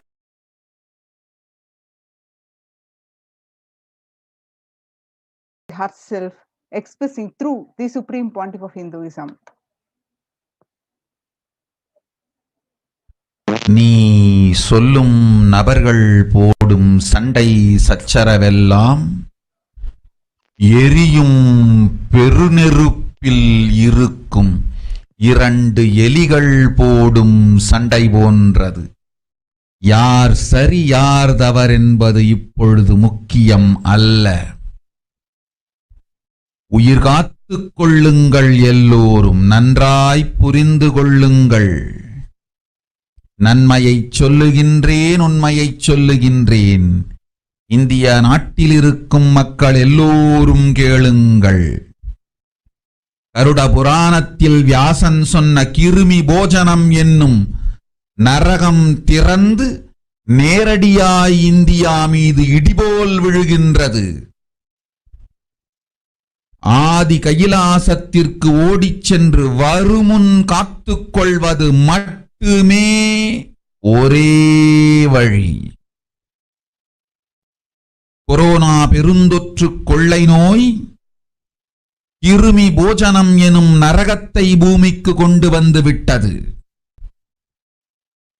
அகோர தாண்டவத்தின் ஆட்டம் யாராலும் அடக்க முடியாத அளவிற்கு ஆரம்பித்து விட்டது. புதிதாய் உருக்கொண்டிருக்கும் இந்த நுண்ணுயிரி மைல்கள் கடந்தும் காற்றினில் உயிரோடு இருந்து மற்ற உயிர்களையும் அழித்து உடல்களை தின்னும் பெரும் வலிவு கொண்ட பேரசுரர்களாய் வலம் வர துவங்கி விடுகின்றது. நன்றாய் புரிந்து கொள்ளுங்கள். வருமுன் காத்துக் கொள்ளுங்கள், அது ஒன்றே வழி. அதற்காகவே ஆதி கைலாசத்தை திறந்து வைத்திருக்கின்றேன். உயிர் காத்துக் கொள்ள வேண்டி விரும்பும் எல்லோரும் ஓடுங்கள் ஆதி கைலாசத்திற்கு. இந்தியாவில்தான் இந்த நரகம் திறந்து உலகெங்கும் பரவப் போகின்றது. கிருமி போஜன நரகம் பூமிக்கு வந்துவிட்டது. மனிதர்கள் செய்த மகா கொடுமைகளினால். அன்னை முன்னின்று என் அடியவரை காப்பேன் சொல்வதை கேட்டு உயிர் காத்துக் கொள்ள விரும்புவோர் வருமுன் காப்பது ஒன்றே வழி என்று தெரிந்து செல்லுங்கள் ஆதி கையிலைக்கு. ஓம் ஓம் ஓம்.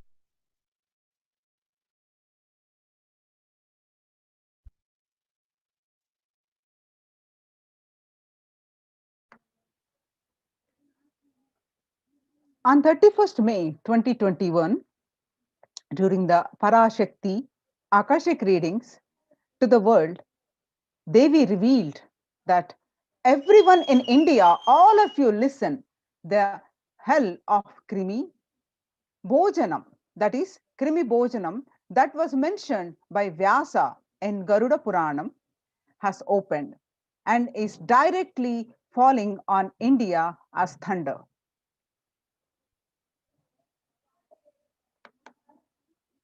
Running to Adi Kailasha and protection from it is the only way. Deadly corona life taking disease has brought the hell known as Krimi Bojanam to earth. The dance of Aghora Thandava, which no one could control, has started.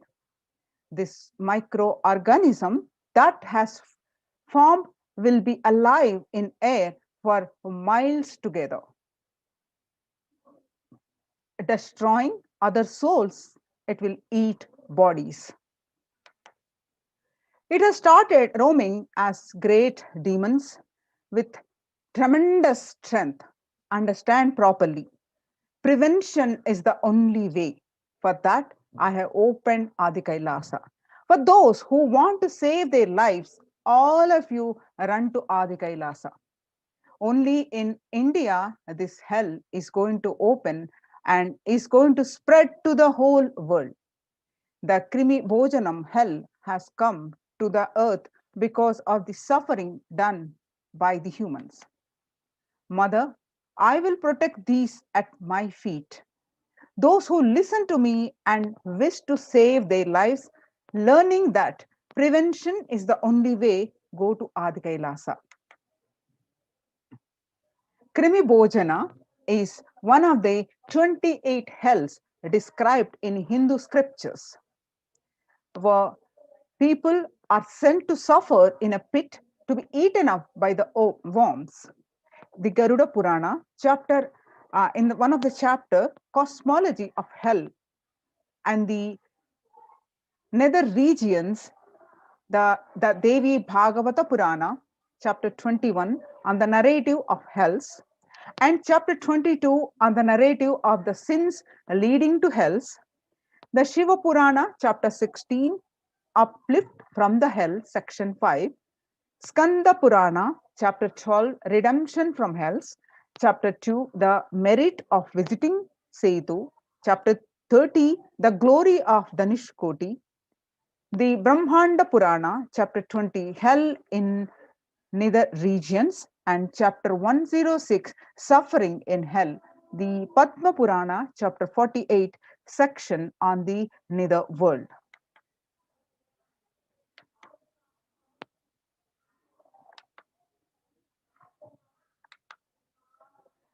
You can see the current state of the world.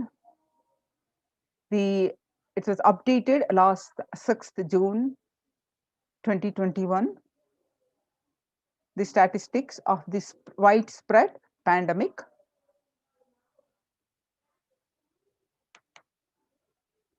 Total deaths 3 million, and largest daily figure is 12,744, and total confirmed cases are in millions, 139 million, and latest daily figure is 837,000 around the world.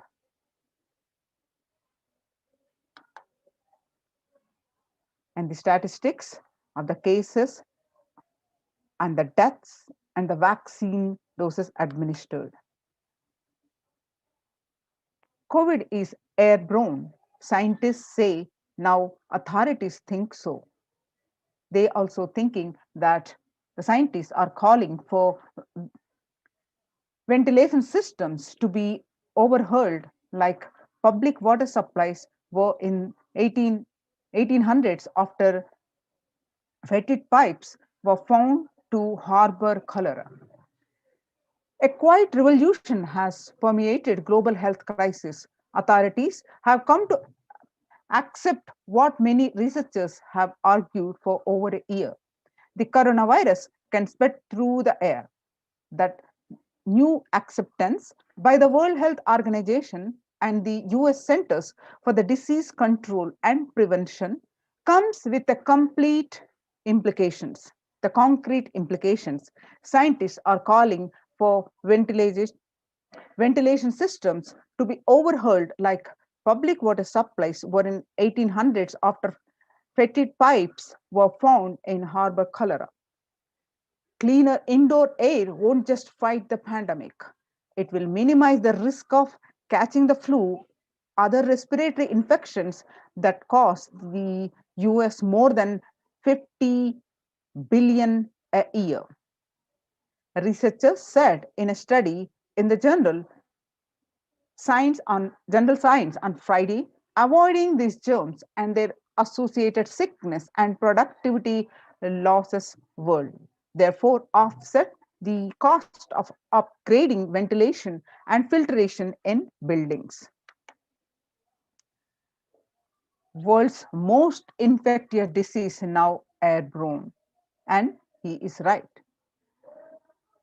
The SARS-CoV-2 virus can travel on a very small particles that disperse quickly outdoors, but can build up indoors. These particles can affect people who stay more than 6 feet away.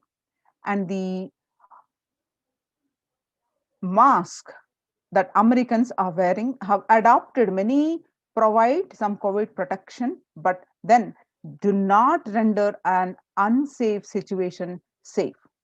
Through scientists have been discussing airborne transmission for months.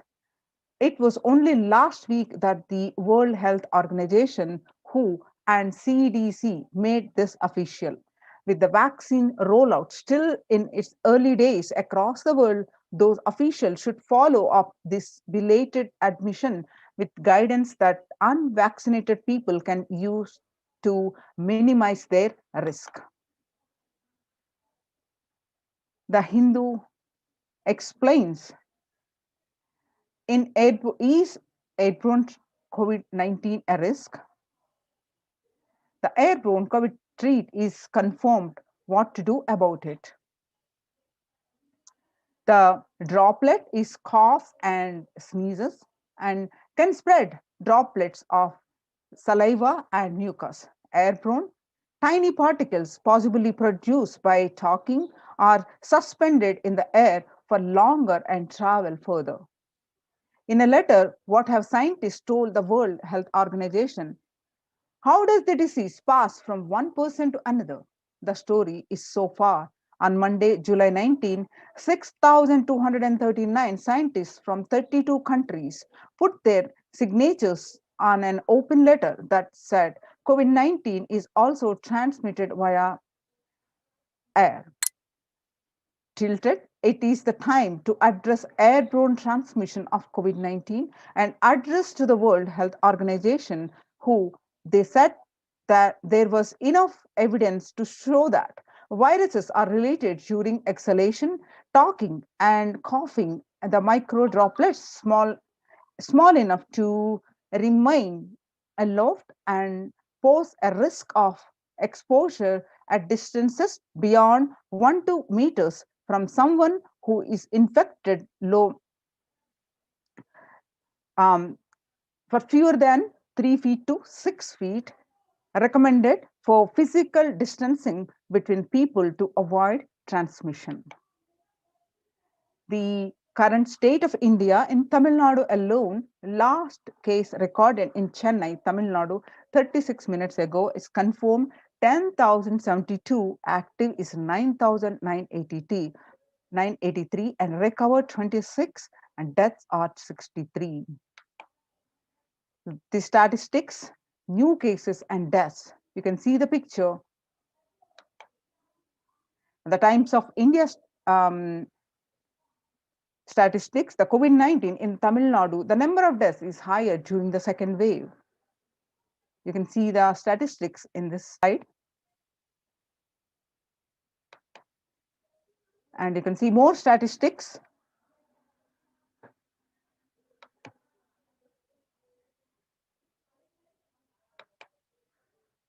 You can see some more statistics across the region.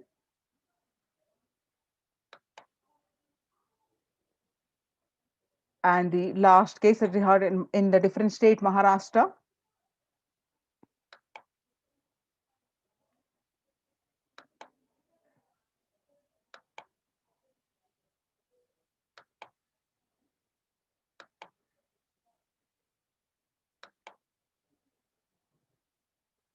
And you can see across the different states in India, the district-wide confirmed cases, the latest, and the health infrastructure. Karnataka alone, the Bangalore district, the cases are in like few lakhs, and deaths are also in thousands. And Maharashtra also, as are in lakhs, the cases registered are lakhs, and deaths are in thousands. So across the states of India, the cases and the deaths you can see in this slide. Home quarantine is not possible in India, statement made by the Indian government. The home quarantine is a prime reason for large number of deaths in Assam. The Himanta Biswa Sharma, Assam Chief Minister, said that the home quarantine is one prime reason for the large number of deaths during the second wave of COVID-19 in Assam. Assam on Monday witnessed 92 deaths, which were the highest single day deaths in the state. Sharma said that we have seen more death cases are happening from home isolation as several people do not keep oximeters and some do not read the count in the meter properly. And further information on home quarantine is not possible in India. The Economic Times states that COVID live news Maharashtra ends home isolation in 13 districts. Patients from these districts have to go to a quarantine center. Maharashtra government on Tuesday announced the decision to stop home quarantine in 18 districts, which show higher COVID positivity rate than the state's average. The state's public health minister, Rajesh Tope, said that the decision is taken to ensure better health care facilities to patients in districts which are showing higher positivity rate. And you can see the another news channel, Business Line, which states the same line: home quarantine is not possible in India, that about 41% of the houses have just a single room, which is shared by about 5%. About 41% households in India have just one room and don't have an exclusive living room, or about 5 people share such accommodations. About 32% of the household have two rooms, and adding to the O's in the fact that only 47% of the household have access to water within the premises, and 42% don't have a bathing facility within the premises. And some more information on this, that the home quarantine is not possible in India, that the self-isolation for COVID-19 is impossible for 40% of Indian families. In order to utilize India's healthcare infrastructure optimally to manage the expanding fallout of coronavirus, the central government on 27th April signaled a change in approach from mandating that every person who tests positive for the virus be moved to isolation beds in dedicated hospitals or units. The government allowed home quarantine for those with mild symptoms. The key additional condition was that their house should allow self-quarantining. That in India, it is easier said than done.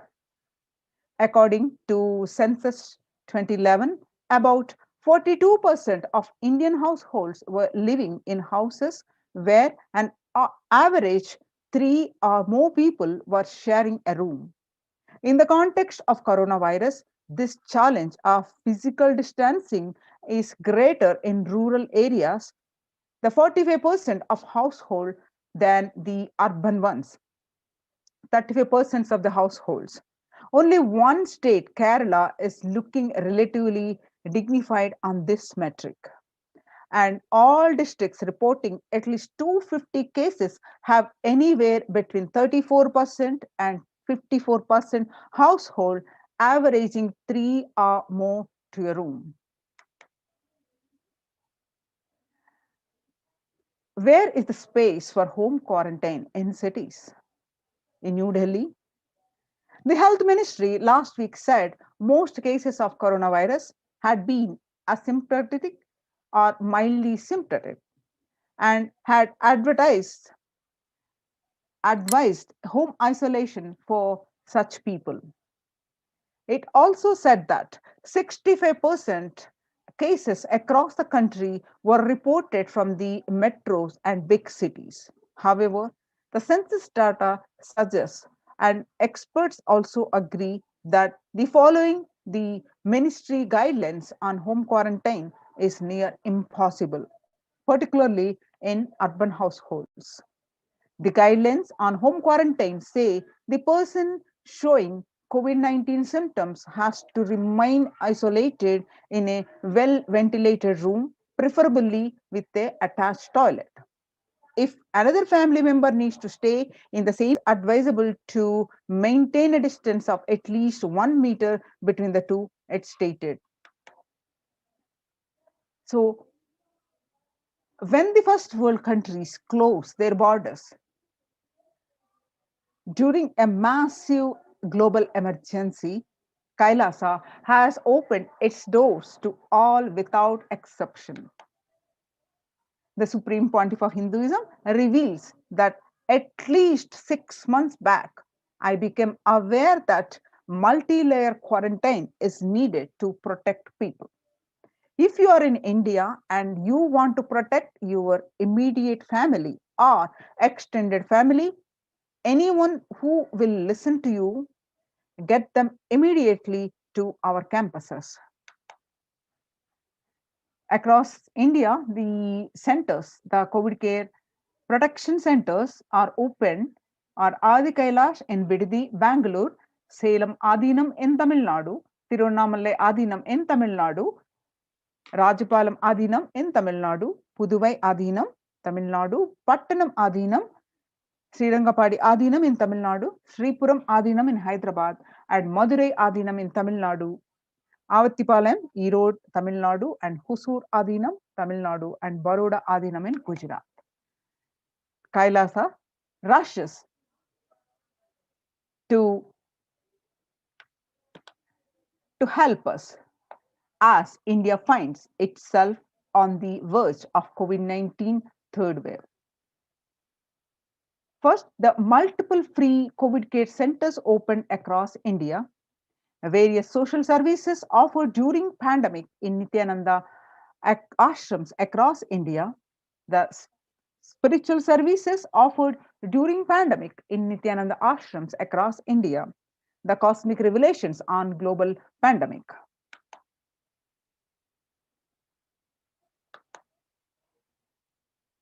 Many various free social services offered during the pandemic in Nithyananda ashrams across India. The first is medical care, which includes allopathy, Ayurvedic, and Siddha medicine. The fire safety equipment maintenance, infrastructure to accommodate 1,000, and accommodation for multi-layer quarantine, emergency ambulances and ICU on wheels, personal protective medical equipment, groceries collected for Annadan, and organic farming. So, if you'd like to save your life, join COVID care protection centers and register now through the link below, which is https://kailasa.org/kailasa care. The glimpses from Kailasa's the Department of Health on COVID protection for Adi Kailasa Sarvajna Peetham. Immunity boosters and COVID care supplements procurement. The allopathic immune boosters are zinconia, vitamin D, and vitamin C. Through Ayurvedic medicine, immunity boosters are being provided to protect all the residents of Adi Kailasa Sarvajna Peetham. Steaming once a day with tulsi, eucalyptus, nochi, and turmeric leaves. All these leaves, the herbal leaves are taken from the healing trees here in Adi Kailasa. Twice a week, consumption of Kabasura Kundanir, a mixture of pepper, ginger, and clove, and other ingredients, extensively aimed for boosting the lungs, improving the respiratory system, and treating infectious conditions such as cough, cold, and fever. Nilavembu Kundinir to be taken once a week, the Agastya Lehiam 5 days, Talisadi Vatakam 3 to 4 tablets per day for 5 days, Induganta Kashayam, the Amrutostara Kashayam, both for 5 days, 1 teaspoon within 50 ml of warm water.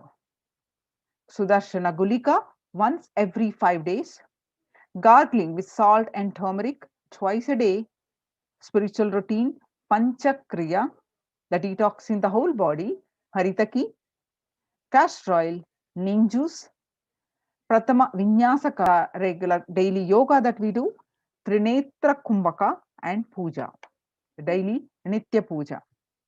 The basic sanitation and safety practices are a disposal of soil pads, infected material, and non biodegradable done through incineration, RO water systems for drinking water, cleansing and sanitization of overhead tanks, a regular DVDing, maintenance and repair of electrical circuits, communication facilities for safety of the residents, and compost pit filling with biodegradables.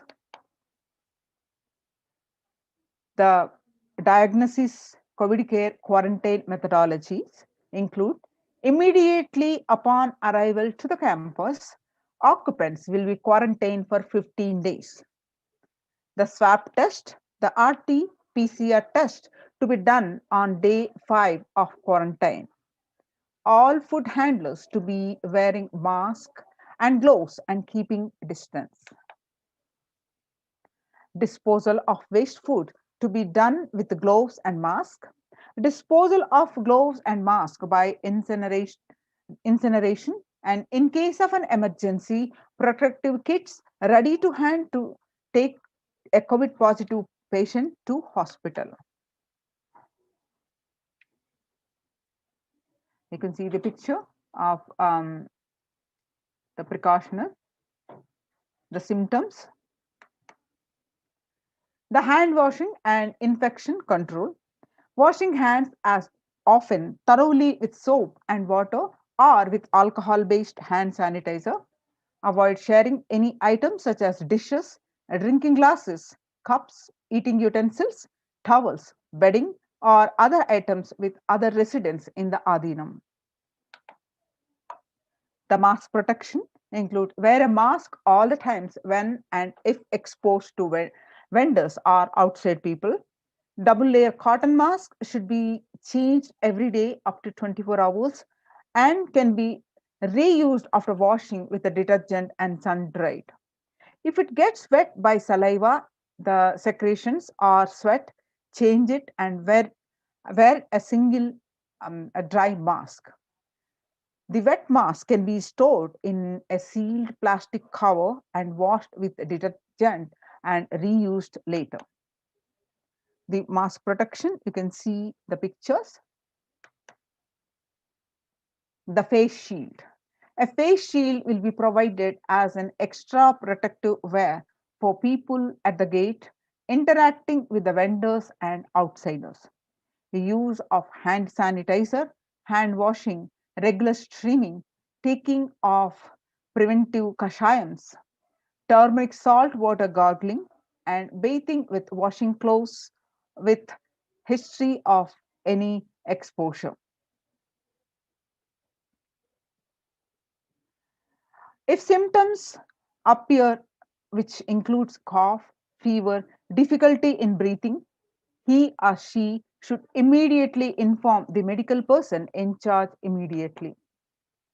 The standard operating procedures of quarantine includes first line of quarantine, people in the first circle who are in contact with vendors, the area of stay confined to the outermost area where communication with the outside is happening with vendors, etc.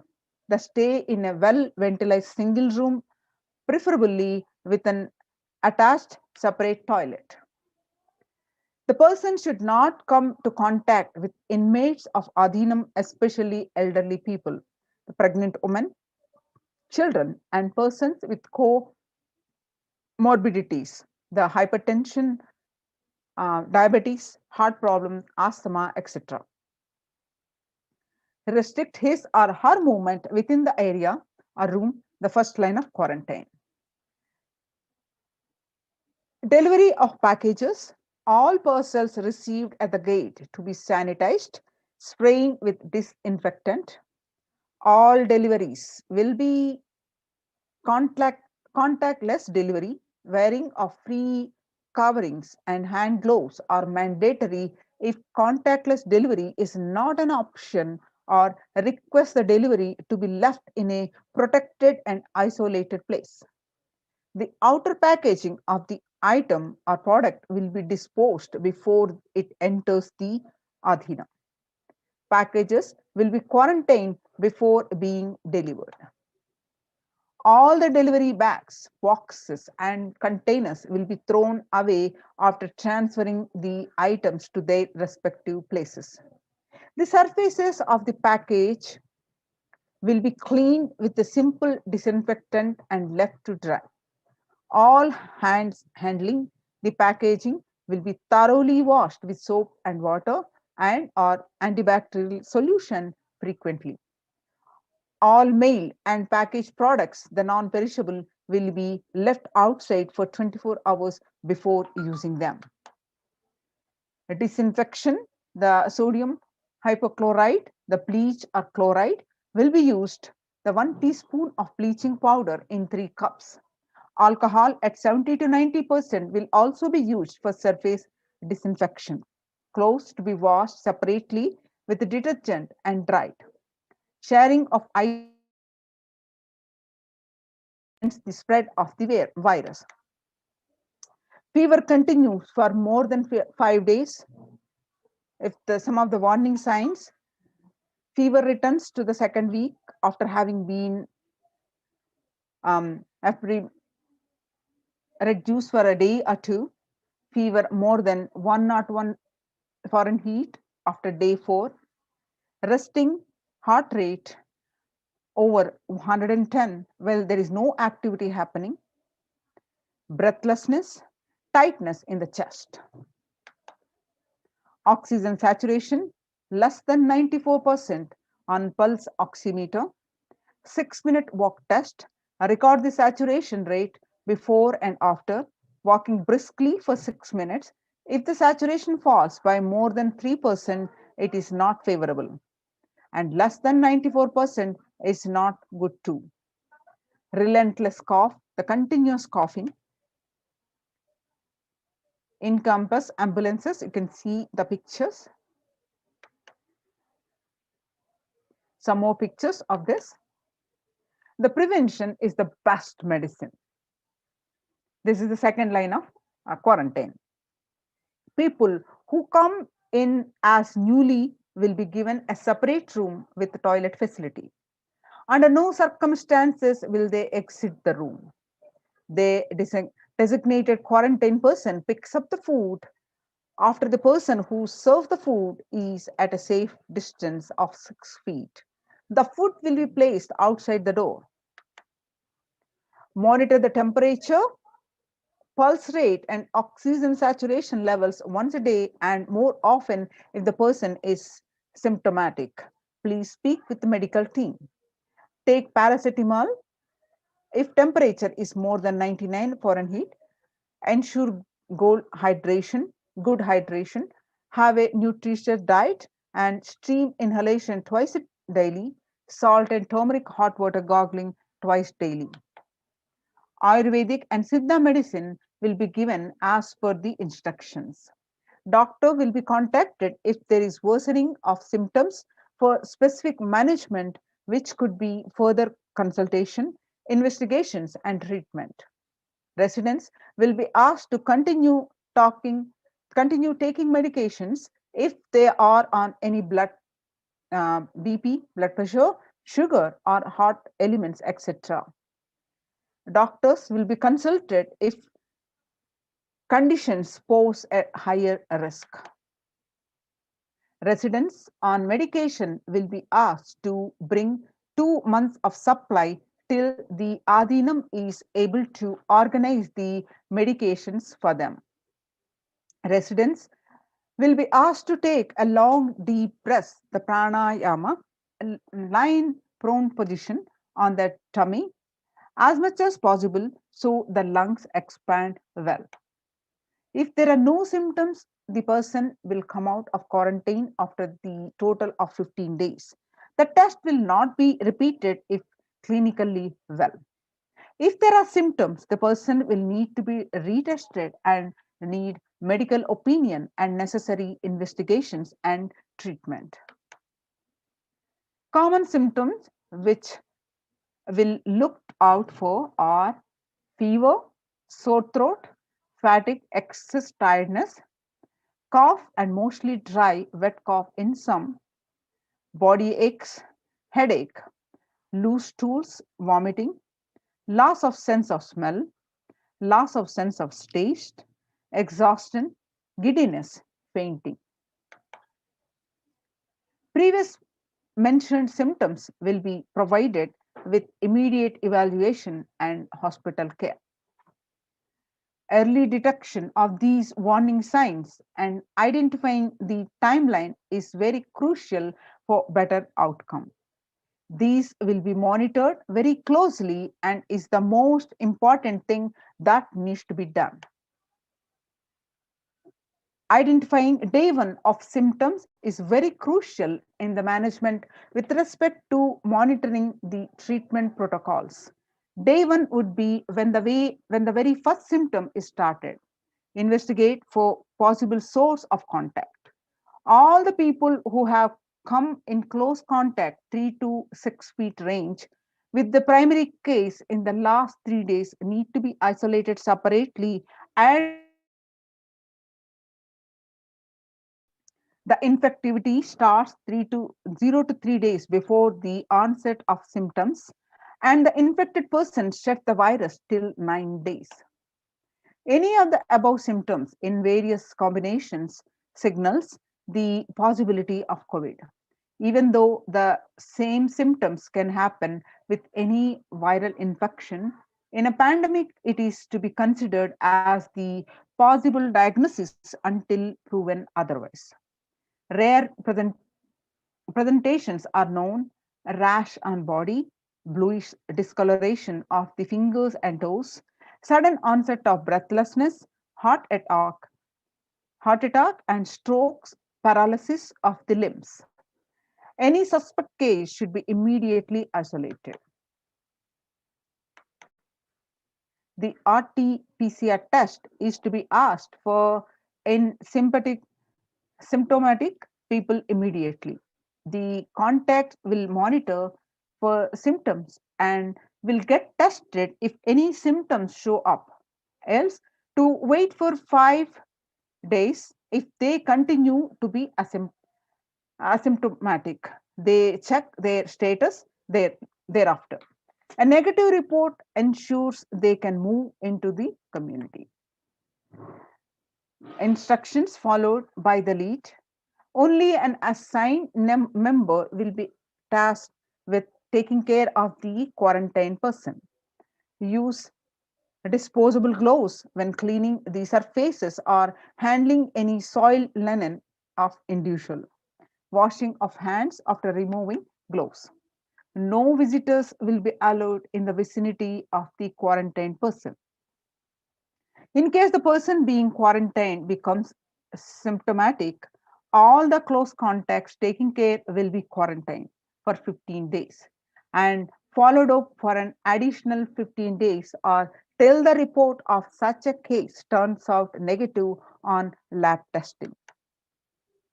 The environmental sanitization includes clean and disinfect frequently touch surfaces in the quarantine person's room, example the bed frames, tables, etc., daily with bleach solution. Clean and disinfect toilet surfaces daily with regular household bleach solution, the phenolic disinfectants. Clean the clothes and other linen used by the person separately using common household detergent and dry. The Adinavasis coming into the Adinam must take the following medical test. A result to be sent to Ma Santan Lakshmi, and you can email. The email is projected here. Results will be reviewed by the medical team at the Adi Kailasa Sarvajñapita female campus by Dr. Atmananjana and Dr. Santan Lakshmi and Dr. Ma Chandravidya RN. The medical tests include the blood test, mandatory requirements of medical tests. Blood test, the complete blood count with peripheral smear, blood group type, fasting and postprandial blood sugar, renal function test, blood urina, blood and serum creatinine, VDRL, HBsAg, HIV, thyroid function test, serum T3, T4, TSH, ECG, liver function test, and lipid profile tests.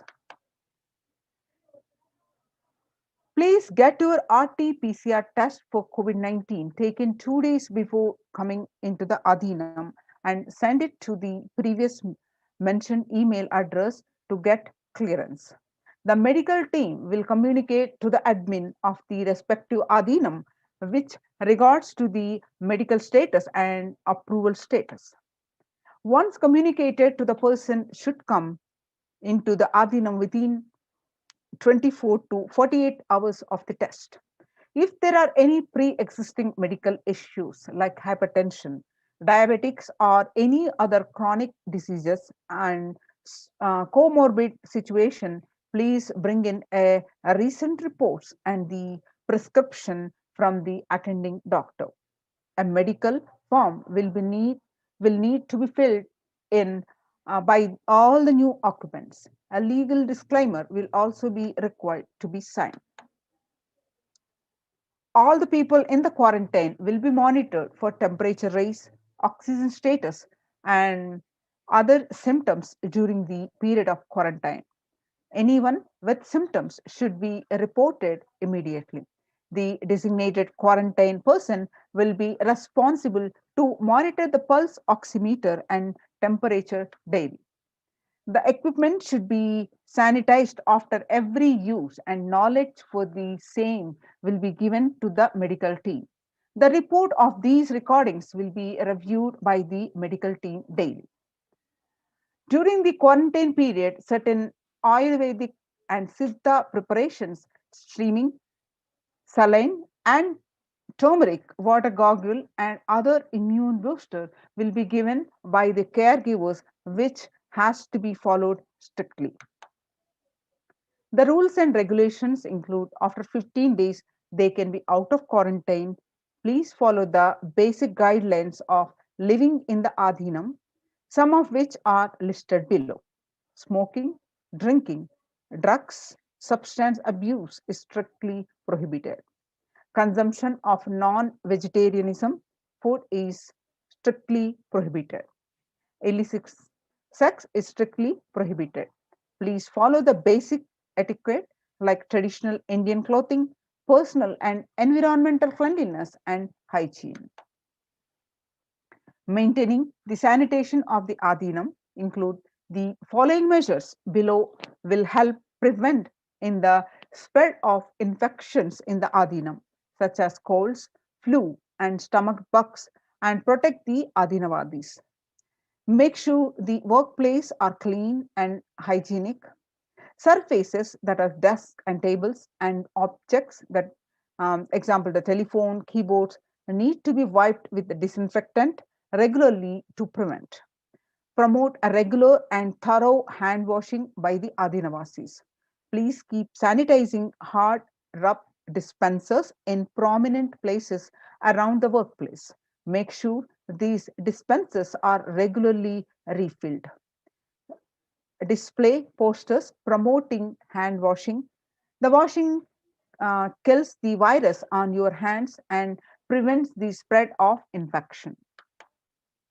Promote good respiratory hygiene in the workplace. Display posters promoting respiratory hygiene. Good respiratory hygiene prevents the spread of infection. Even with even a mild cough or low-grade fever with 37.3 Celsius or more need to be monitored by health personnel with isolation even if symptoms are mild. They should wear ordinary surgical face masks rather than N95 face masks in their quarantine room. Medications such as paracetamol, ibuprofen, or aspirin may mask symptoms of infection. Ensure and pre-order sufficient supplies and materials, including masks, tissues, and hand sanitizers for all the people. The travel precautions include travel outside of the Ardinum must be discussed with the medical department. No one is leave the premises without approval. Plan of action when someone is infected with COVID-19. The plan should cover putting the ill person in an area where they are isolated from others. Local health authorities will be notified. The medical team have a working relationship with good hospital for and any medical emergency. Please note down emergency contact numbers of the hospitals where you may have to shift people to. All the medical team members and the admins will have it with them for immediate reference. You can see the oxygen concentrators in case of emergency. Join now for the COVID Care Protection Center. Register now through the link below, https://kailasa.org/Kailasa Care. So now we'll have a short break and we are going to move on to the next segment.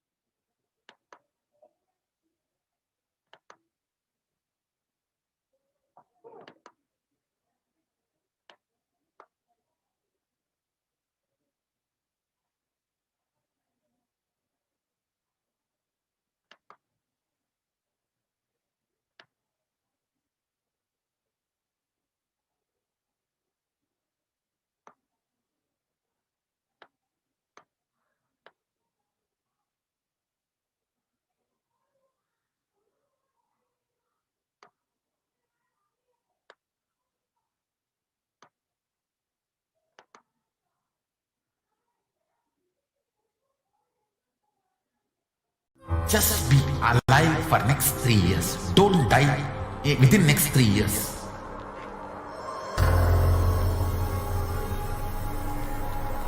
Just don't die within next 3 years. Be alive. Somehow be alive. I'm working sincerely. I will reach you somehow. Somehow I will reach you. It's my commitment to humanity.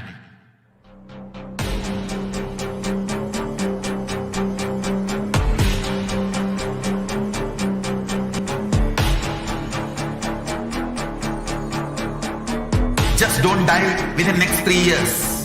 I will reach you wherever you are, whichever corner of the world you may be. I will reach you with enlightenment. You manifesting the space, state, powers, being Paramashivoham. It is possible, and it is possible for you.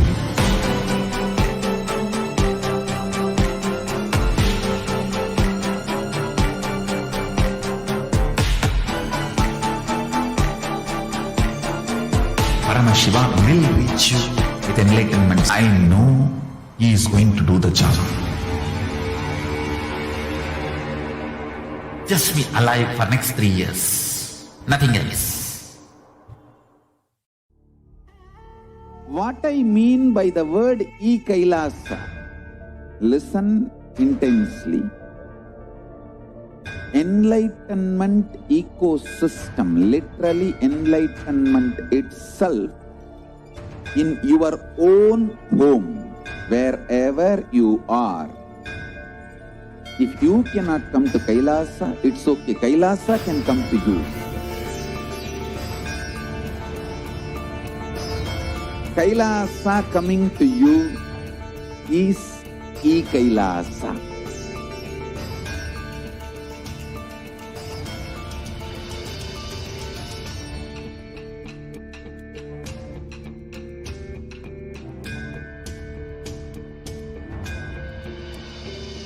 I will revive Hinduism.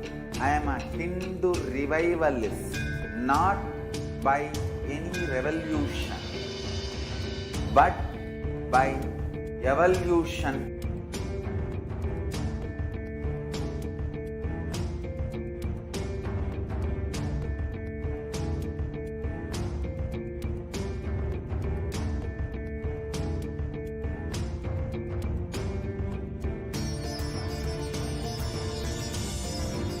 And setting model community.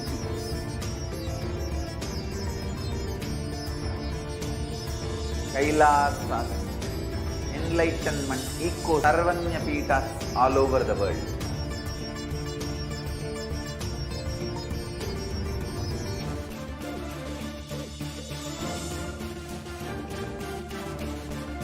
All powerful cognition, knowledge, only when you live, power manifestation and possibilities manifestation happens. It's a fundamental truth.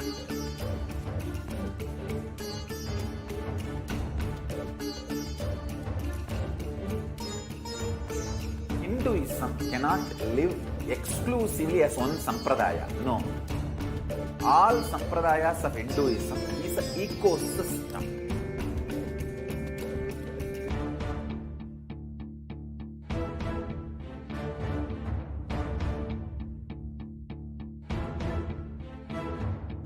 So don't keep quiet thinking that if one sampradaya is attacked, only that sampradaya is going to be affected.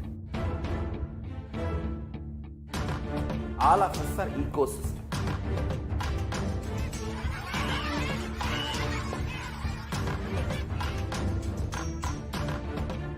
I invite all of you to get involved and enjoy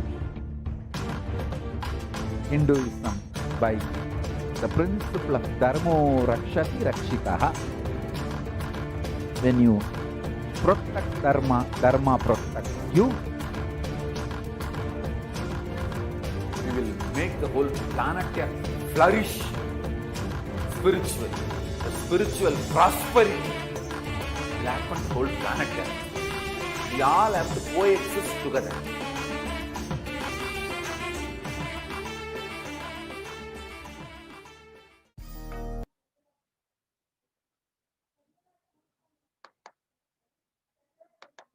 Yes.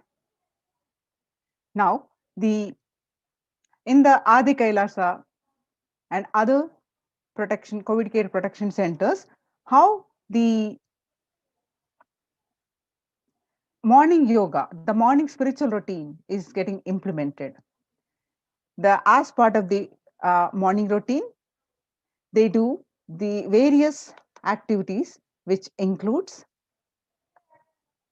Nithyananda Yoga, Nitya Puja, the Panchakriya, the Satsang, and taking Kashayams. The Supreme Pontiff of Hinduism says, a person who is in love will wait to spend time with the beloved. If you are a seeker, you will be waiting for this 5 hours every day, because that is the time you get near what you are seeking. A person who is in love will be waiting to spend time with the beloved, and a person who is seeking will be waiting to spend this 4 hours. Because this is the time you get closest to what you are seeking, and your seeking takes shape into the system. So when your beloved comes near you, if you are tired, the love is gone. That's dead. So during the morning 4 hours, if you are bored, your seeking is dead, gone. You need to thorough overhauling inside you. You need to ask yourself. You need to question many of your answers. You need to bring pure questioning back to your life.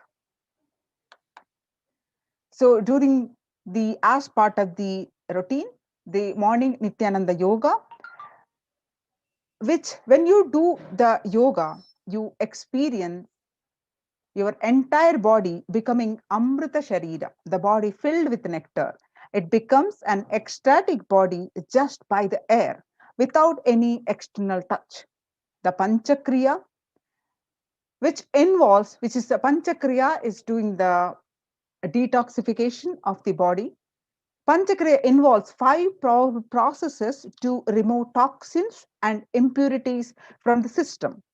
Just like how we take a shower every day to clean the external parts of our body, Panchakriya is a powerful cleansing process which cleanses the internal organs of our body, keeping it cool.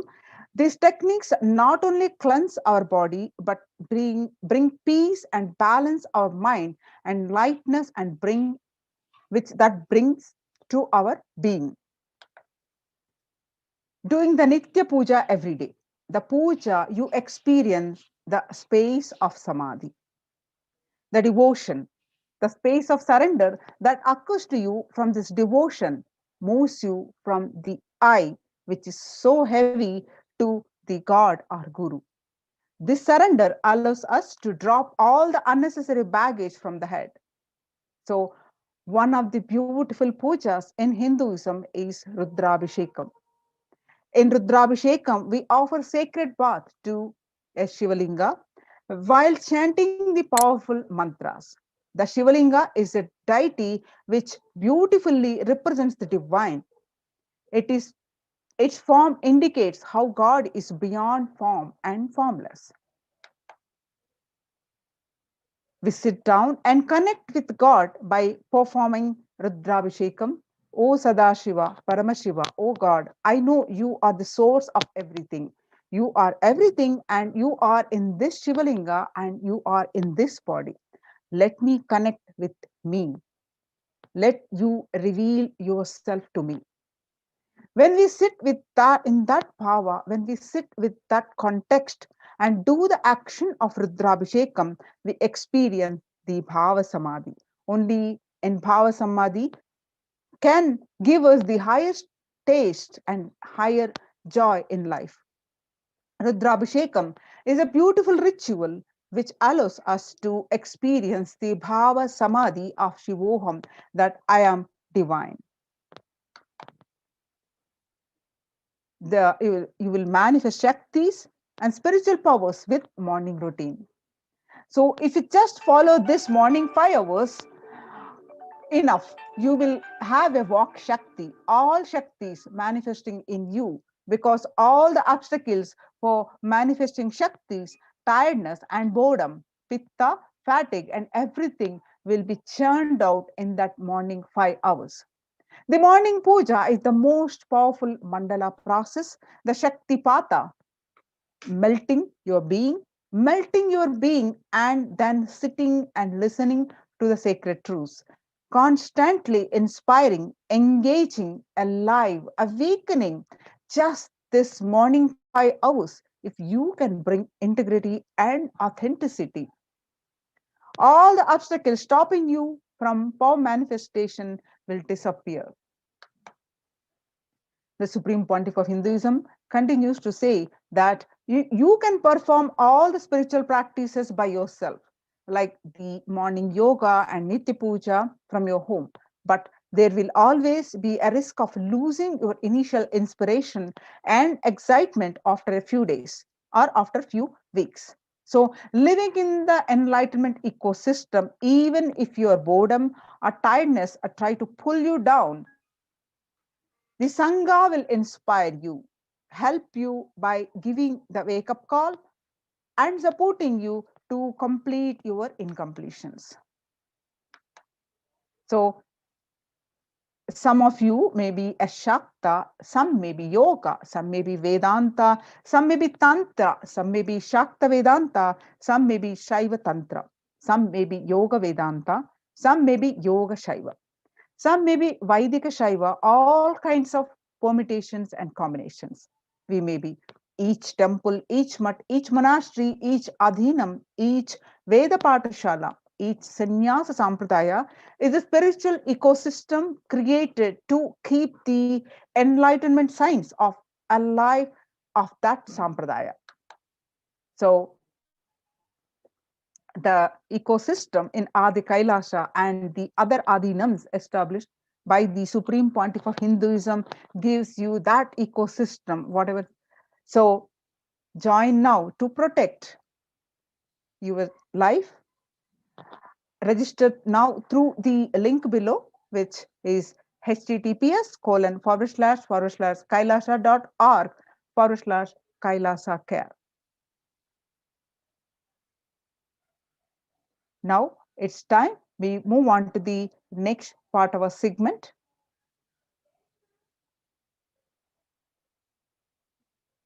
After a short break, and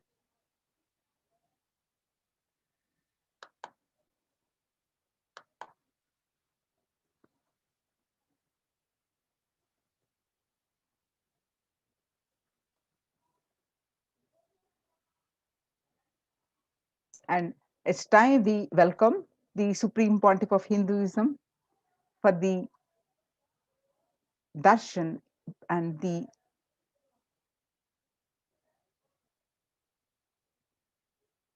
infinite blessings that we are going to receive. And let's sit with the deep space of gratitude and with the deep restful awareness and a strong feeling connection with the Supreme Pontiff of Hinduism. We are just a few hours away for the Guru Purnima. On this occasion, let's all offer our gratitude. And now it's time we sit with a deep feeling connection, deep sense of gratitude to receive the Supreme Pontiff of Hinduism. Let's start chanting the Mahavakya. Om Nithyananda Paramashivoham. Om Nithyananda Paramashivoham. Continue to chant and sit with the deep restful awareness and deep space of gratitude and a strong feeling connection.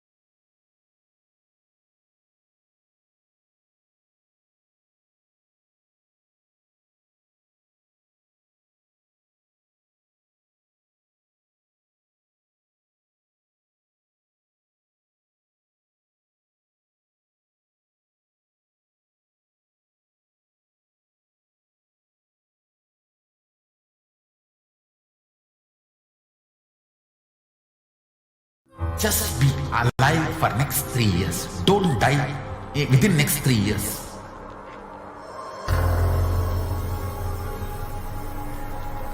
Just don't die within next 3 years. Be alive. Somehow be alive. I'm working sincerely.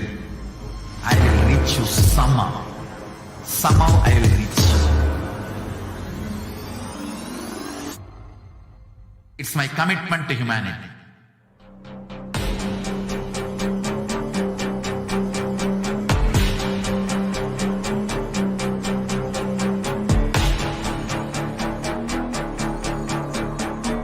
Just don't die within next 3 years. I will reach you wherever you are, whichever corner of the world you may be. I will bring enlightenment. You manifesting the space, state, powers, being Paramashivoham. It is possible, and it is possible for you.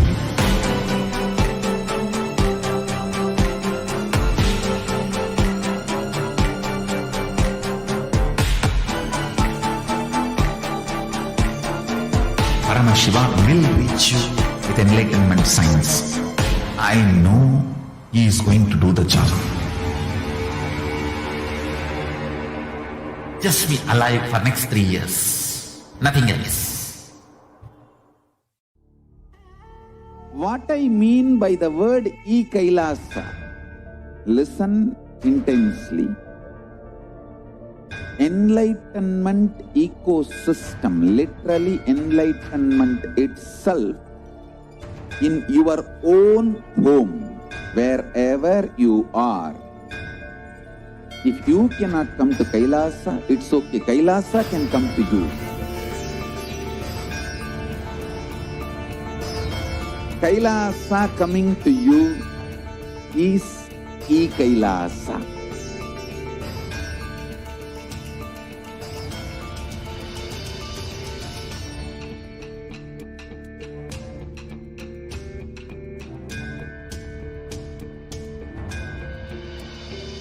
I will revive Hinduism. I am a Hindu revivalist, not by any revolution, but by evolution.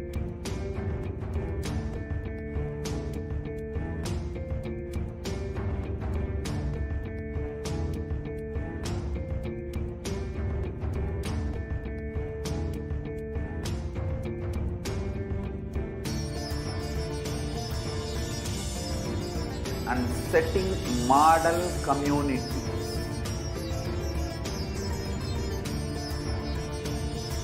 Kailasas, enlightenment ecosystems, Sarvanya Peethas all over the world.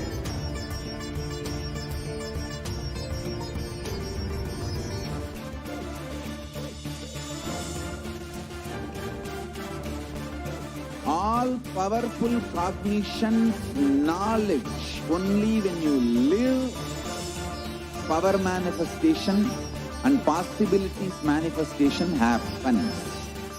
It's a fundamental truth.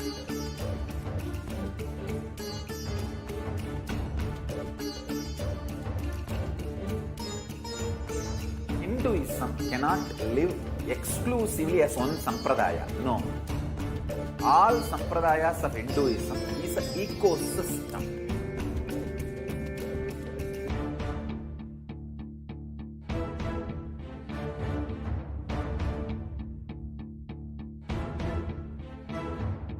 So don't keep quiet thinking that if one sampradaya is attacked, only that sampradaya is going to be affected. All of us are ecosystem.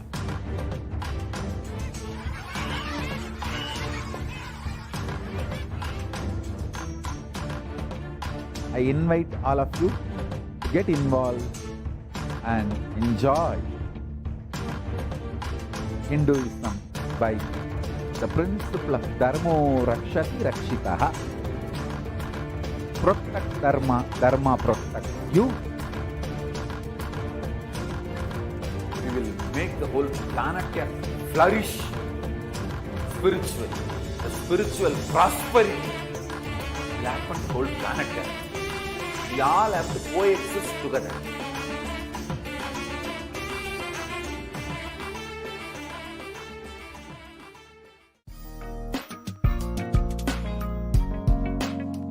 We get you health. We get you ability to build beautiful relationships in your life. We get you direct spiritual support, and we make sure you become wealthy.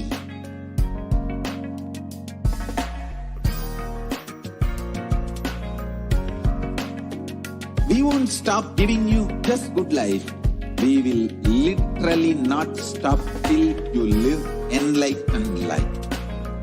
Manifesting the state of Paramashiva, space of Paramashiva, powers of Paramashiva, being of Paramashiva.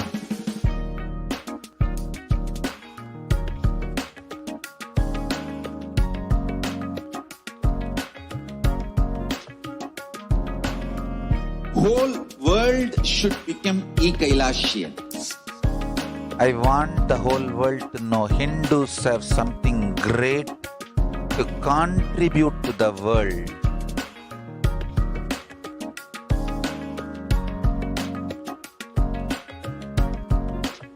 We have something great to contribute to the world. Let us do that.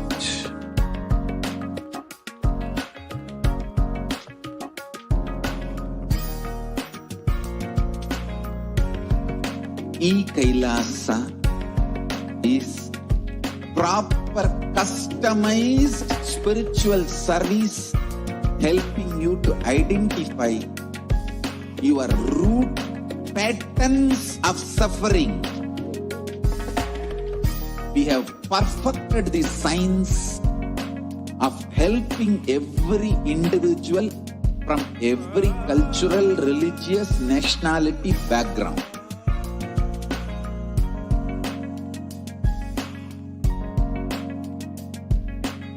You will have lowest reactionary assumptions, highest awakened response, alive response for life continuously.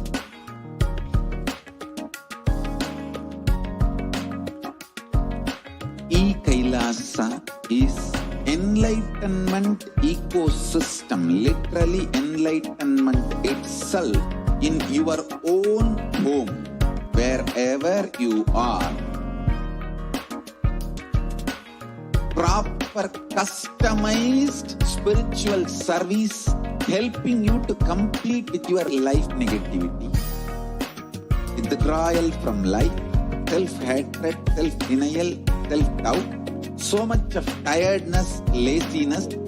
We can support you aligning your diet, your attitude, your aptitude, your understanding about life. We can help you with everything.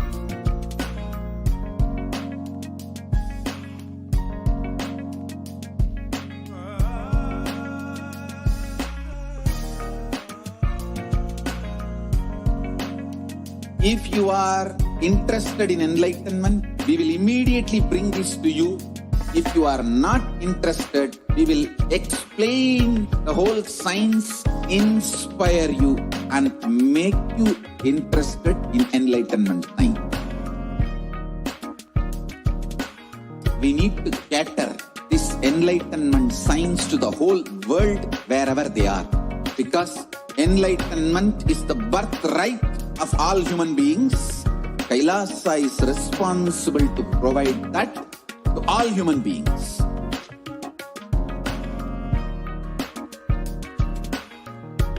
Kailasa is the totality of the knowledge I received from my gurus and practice manifested in my life, perfected by teaching millions of people from all cultures, time zones, backgrounds, genders, nationality, race, from every creed.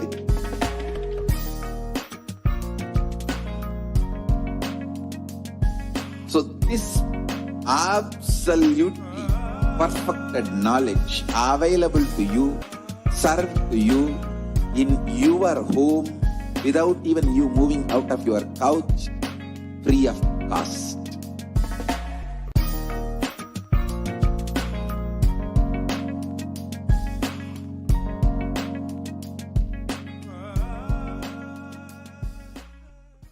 Just be alive for next 3 years. Don't die within next 3 years.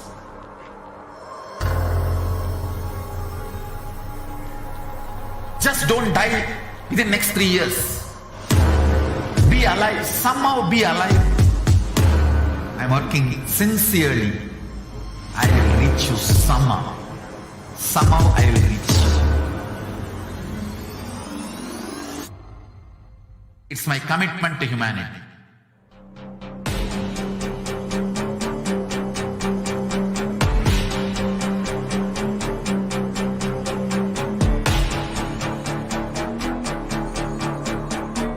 Just don't die within next 3 years. I will reach you wherever you are, whichever corner of the world you may be. I will reach you with enlightenment. You manifesting the space, state, powers, being Paramashivoham. It is possible, and it is possible for you.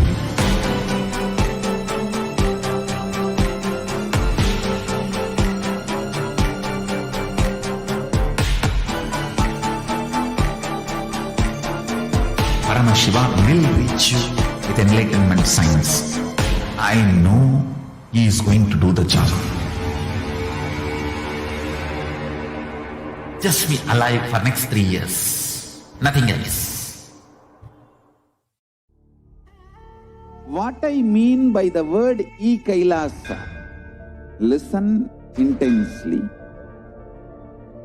Enlightenment ecosystem, literally enlightenment itself, in your own home, wherever you are. If you cannot come to Kailasa, it's okay. Kailasa can come to you. Kailasa coming to you is e-Kailasa.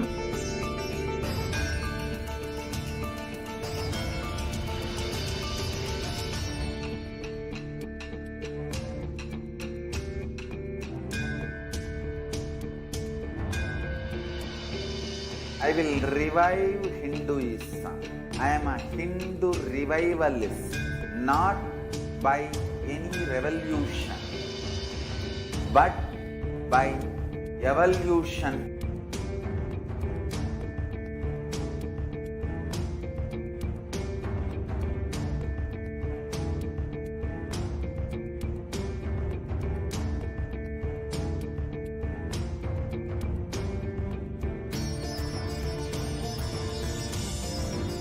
And setting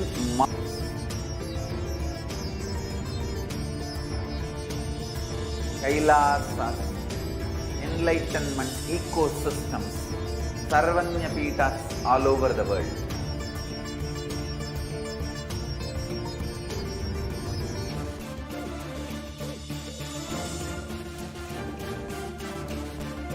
All powerful cognition, knowledge, only when you live, power manifestation and possibilities manifestation happens. This is a fundamental truth.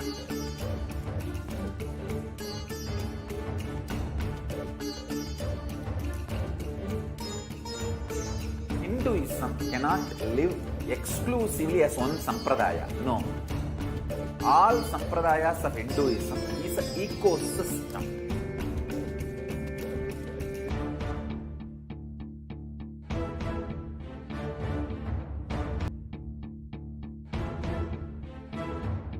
So don't keep quiet thinking that if one sampradaya is attacked, only that sampradaya is going to be affected. All of us are ecosystem.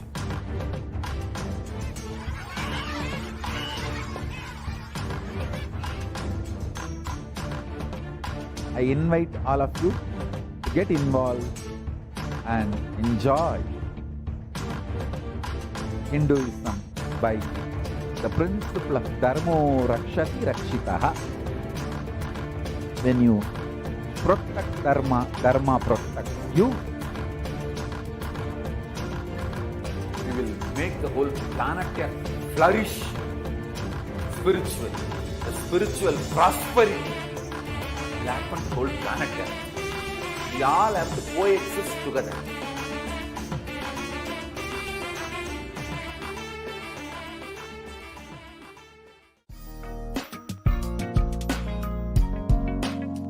We get you health. We get you ability to build beautiful relationships in your life.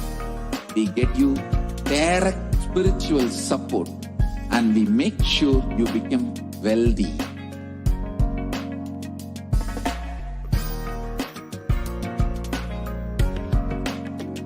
We won't stop giving you just good life.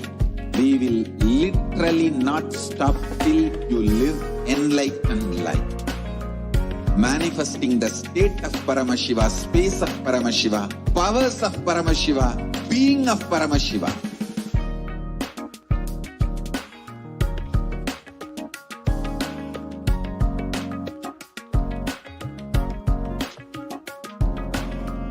Whole world should become e-Kailashians.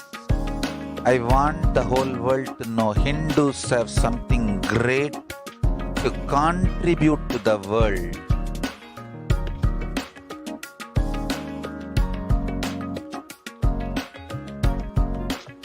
We have something great to contribute to the world. Let us do that.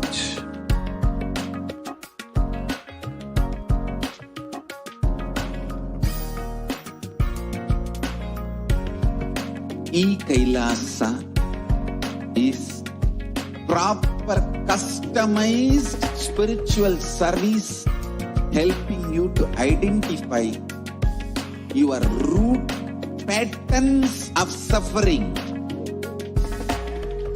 We have perfected the science of helping every individual from every cultural, religious, nationality background.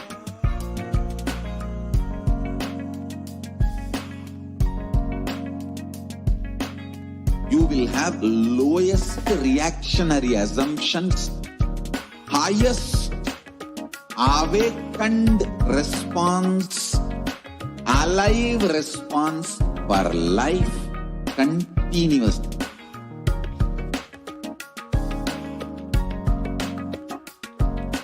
E-Kailasa is enlightenment ecosystem, literally enlightenment itself in your own home, wherever you are. Proper customized spiritual service helping you to complete with your life negativity, withdrawal from life, self-hatred, self-denial, self-doubt, so much of tiredness, laziness.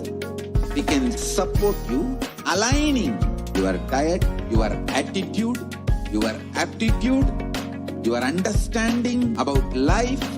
We can help you with everything.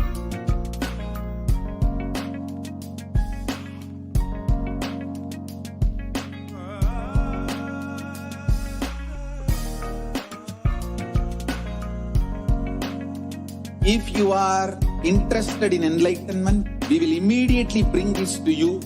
If you are not interested, we will explain the whole science, inspire you, and make you interested in enlightenment time.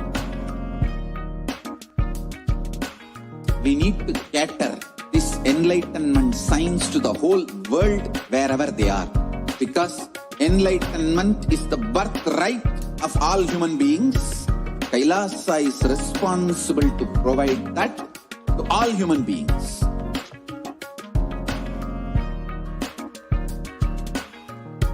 Kailasa is the totality of the knowledge I received from my gurus and practice manifested in my life, perfected by teaching millions of people from all cultures, time zones, backgrounds, genders, nationality, race, from every creed.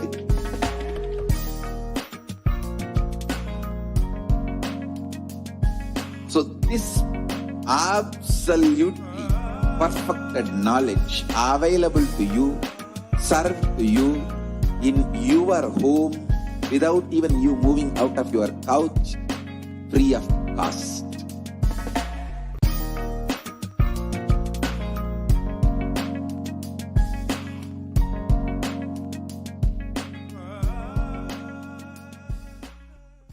Just be alive for next 3 years. Don't die within next 3 years.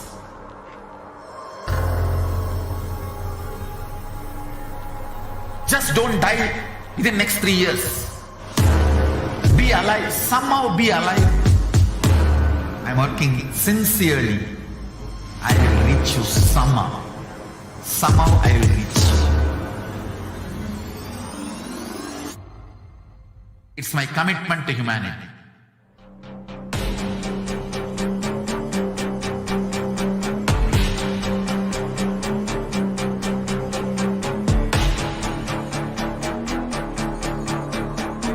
Just don't die within next 3 years. I will reach you wherever you are, whichever corner of the world you may be. I will reach you with enlightenment.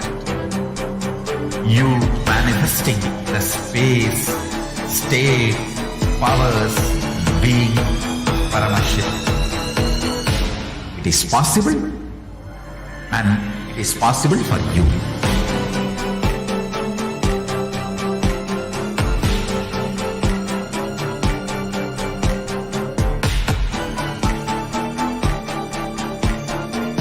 Paramashivoham will reach you with enlightenment science. I know he is going to do the job. Just be alive for next 3 years. Nothing else. What I mean by the word e-Kailasa, listen intensely. Enlightenment ecosystem, literally enlightenment itself, in your own home, wherever you are. If you cannot come to Kailasa, it's okay. Kailasa can come to you. Kailasa coming to you is e-Kailasa.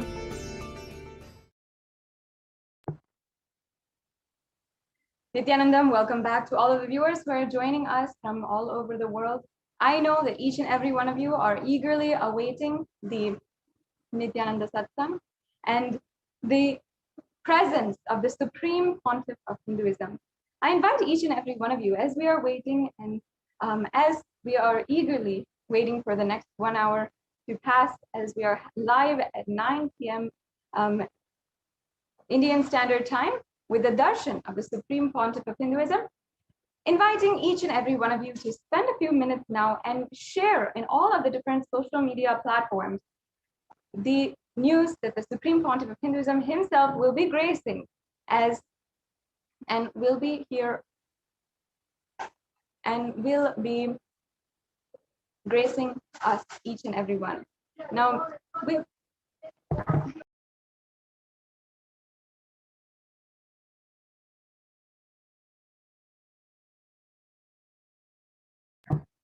so make sure that you're going ahead and sharing in all the different social media platforms, Facebook, Twitter, wherever you're spending time. Now, in this day and age, many of us are spending at least 4 to 5 hours on social media itself. And we are continuously being able to, enrich one another on the social media platform. We are able to meet and socialize with so many different people across the world. And at any given time, there's at least 1 billion people who are on the internet at any given time.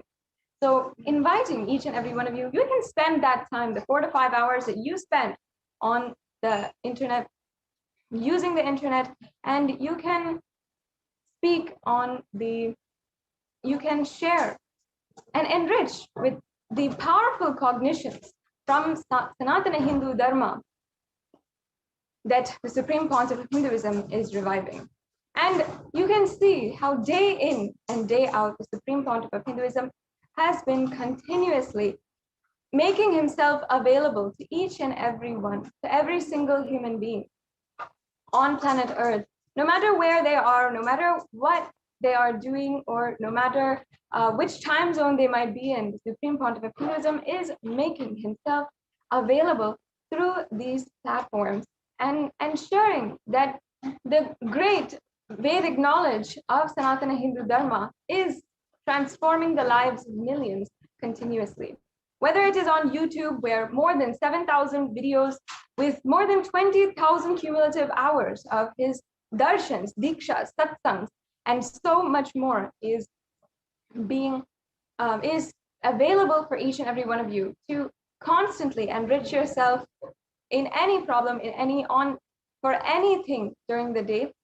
And Oris is on Facebook, where the Supreme Pontiff of Hinduism is himself making the different posts and making the different messages for the whole humanity and for the whole global Hindu diaspora, different beautiful messages of Sanatana Hindu, of where the Supreme Pontiff of Hinduism is literally giving us the secrets into how to transform our life.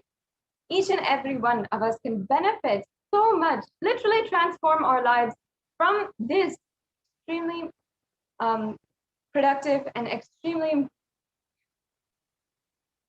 auspicious advent of the avatar. Now, not only in YouTube or Facebook, but the Supreme Pontiff of Hinduism is also available, making himself available on Twitter, as well as other platforms where you might be continuously joining us wherever you are. And every day, the Supreme Pontiff of Hinduism is speaking on the latest breakthrough thought current, breakthrough satsang, with so much of upliftment for the whole humanity to achieve this superconscious breakthrough.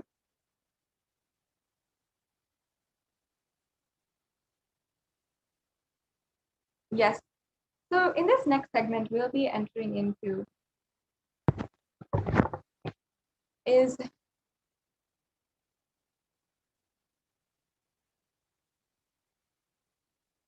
the next segment we'll be entering into right now is understanding the persecution against the Supreme Pontiff of Hinduism. So we'll be now understanding, and I'm 100% sure, perhaps many of you, or maybe not, if you have not already, you have to know the news that the United Nations has recognized the persecution against the Supreme Pontiff of Hinduism.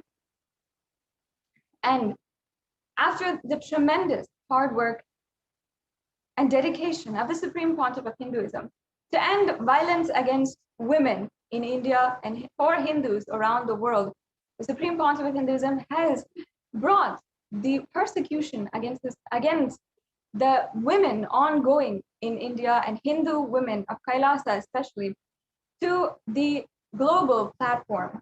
Now, the UN Special Rapporteur has recognized the amount of work that the Supreme Pontiff of Hinduism has done to bring out, to give a voice and eliminate the violence against victims and give a voice to the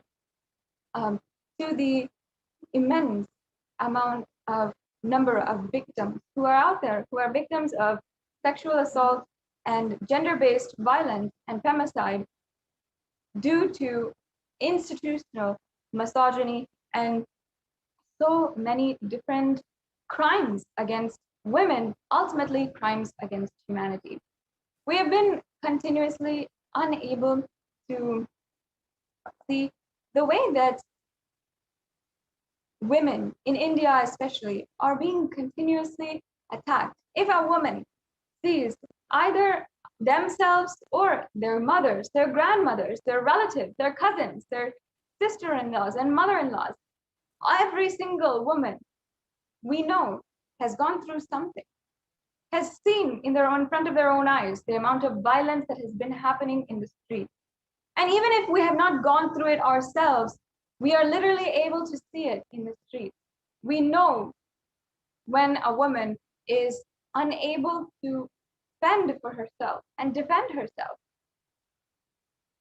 and Hindu women especially have been undergoing persecution and violence in so many different forms for the last 1,000 years. But where is this in the international platform? Where has this been recognized as a history? In our Hindu textbooks, we're not even taught what kinds of crimes the Hindus are undergoing. And unfortunately, due to this, that is why the situation for women will continue to worsen if we don't do something now.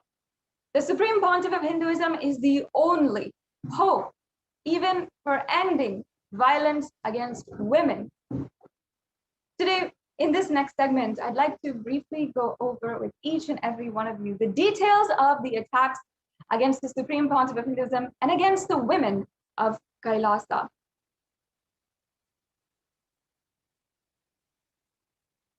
Yes, so now,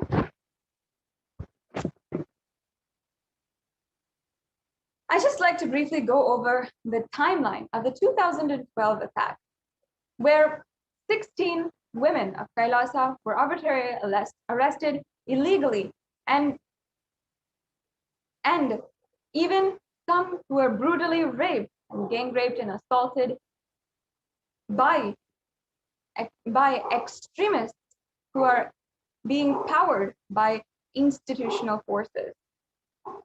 Now, on the 7th of June 2012, the Supreme Pontiff of Hinduism held a press meeting to reveal the truth about the false accuser and the media mafia attack 2 times in a single day.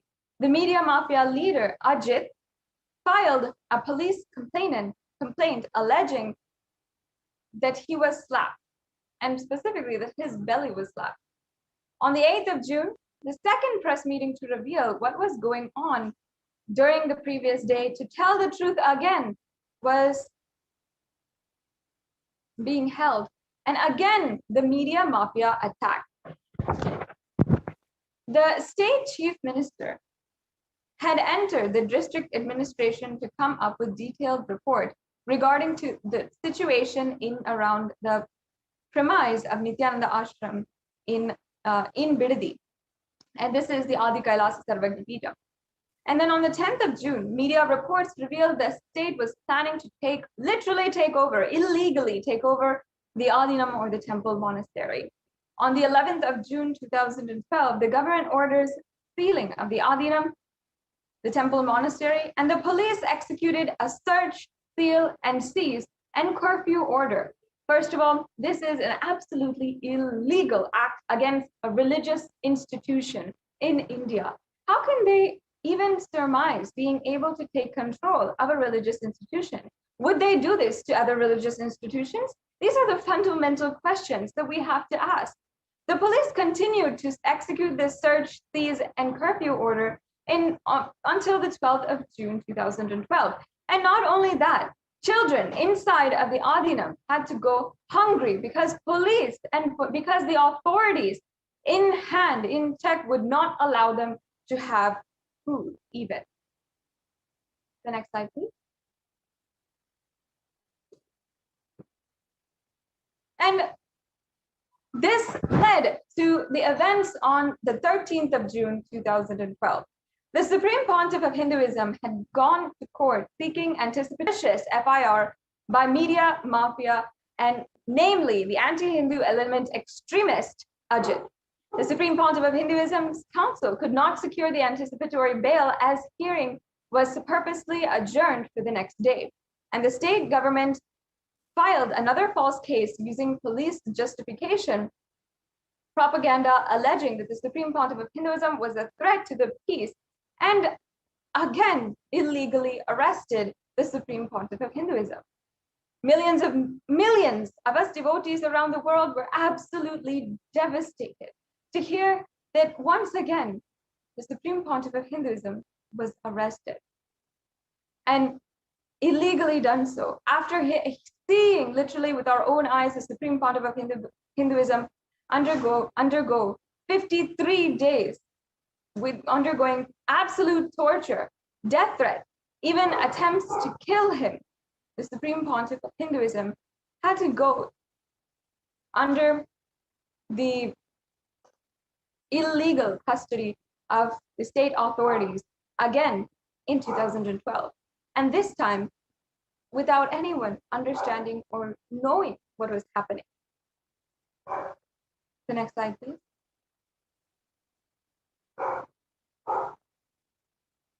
On the 13th of June 2012 is when the Supreme Pontiff of Hinduism came to seek anticipatory bail. And since 2010, the anti-Hindu terrorists and anti-Guru mafia had attacked the Supreme Pontiff of Hinduism and tried all kinds of character and assassination against the Supreme Pontiff of Hinduism until they found that they were not able to shake or destroy the Supreme Pontiff of Hinduism. The strategic move of the anti-Hindu military forces was to threaten and attack the Supreme Pontiff of Hinduism and put their future into insecurity. And on the 11th of June 2012, the CM of Karnataka ordered for the sealing of the ashram, the Adi Kailasa Sarvagna Peetham, and the temple. The summoning of the medical records by the USA court debunking the false case against the Supreme Pontiff of Hinduism was a slap on the face of the state police media mafia nexus. They tried everything to suppress this truth and intensify the attacks on the Supreme Pontiff of Hinduism to somehow eliminate or break him. They tried the ultimate weapon, threatening the lives of and future of disciples of the Supreme Pontiff of Hinduism. And the anti-Hindu terrorists and anti-Guru Hindu mafia knew the Supreme Pontiff of Hinduism will do any tyaga to protect his disciples and the truths of Hinduism. That is where they hit the Supreme Pontiff of Hinduism and held hostage the future of the disciples of the Supreme Pontiff of Hinduism. The Supreme Pontiff of Hinduism did the sarva parityaga of himself as he came to court seeking anticipatory bail, very well knowing he will not get justice and instead he will be facing an assassination attempt, inhuman tortures, dehumanization, and more.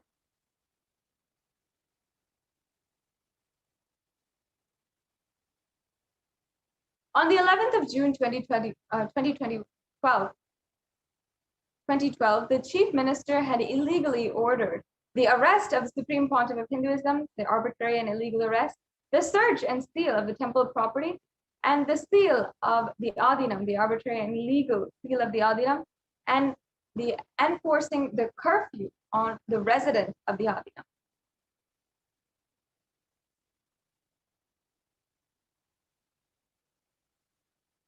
Not more than 4 could even stand to talk to each other anywhere in their own home. This was the illegal curfew imposed on private property and where the right to life was denied. Now, in the Jewish Holocaust also, we saw that even there, the prayers were absolutely banned by the Nazi forces, and all of the Jewish people had to do their prayers, their rituals in hiding. Wait, during these days, all of the residents inside of the Adi Kailasa Sarvagna Peetham, while it was taken over by the government forces, people had to do puja in hiding and not even be able to talk to their family members.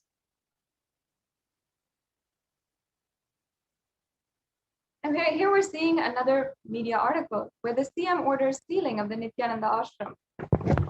On the 12th of June 2012, state persecuting the victim rather than the perpetrator of the crime to task, the chief minister orders for the monastery to be sealed.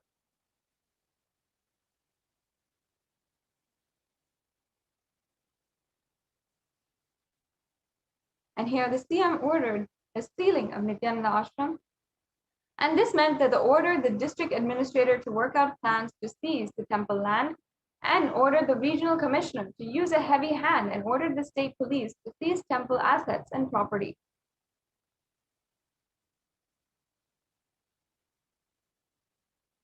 And again, we're seeing the media articles here.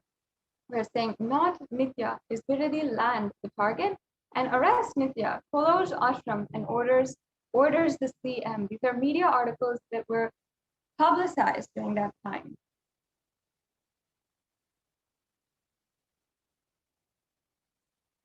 And here we're seeing the plan to make the Supreme Pontiff of Hinduism helpless, homeless, and resourceless. On the 5th of March 2010, this is a clipping from Dinakaran newspaper where it says the Internal Affairs Minister, Secretary of the Interior of the atheistic state government of Tamil Nadu announced that the government would take over private temple monastery complex of the Supreme Pontiff of Hinduism. And the following days, on 11th, 12th, and 12th June of the 2012 attack, the search, seize, and enforce curfew was implemented without investigation, without following the law, without even needing anything.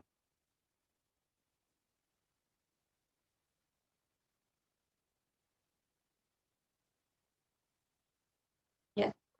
And on the 11th and 12th of June, we saw the state police seizes the temple property, seals the monastery, enforces a curfew, and displaces hundreds of residents.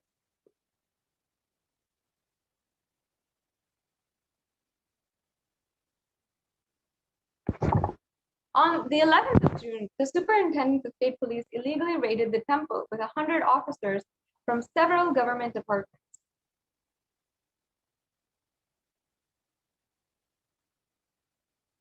And administrative units of the temple monastery complex illegally sealed the ashram.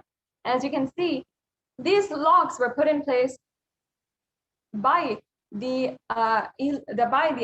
enforcement and who had literally been trying to ensure that all of the residents of the Adinam were not even able to go inside the rooms of their own Adinam, of their own home.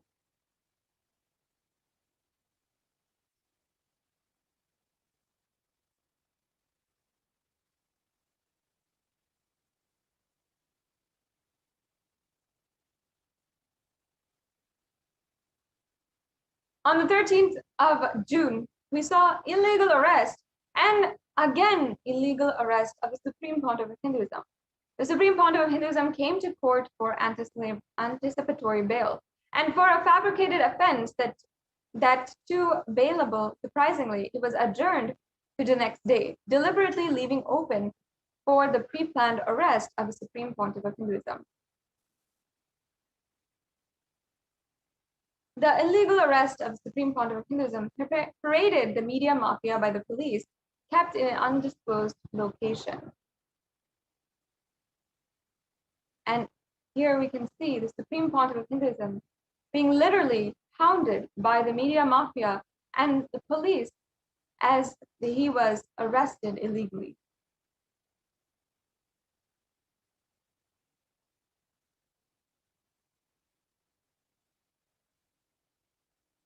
மீண்டும் போலீசாரால் கைது செய்யப்பட்டுள்ளார்.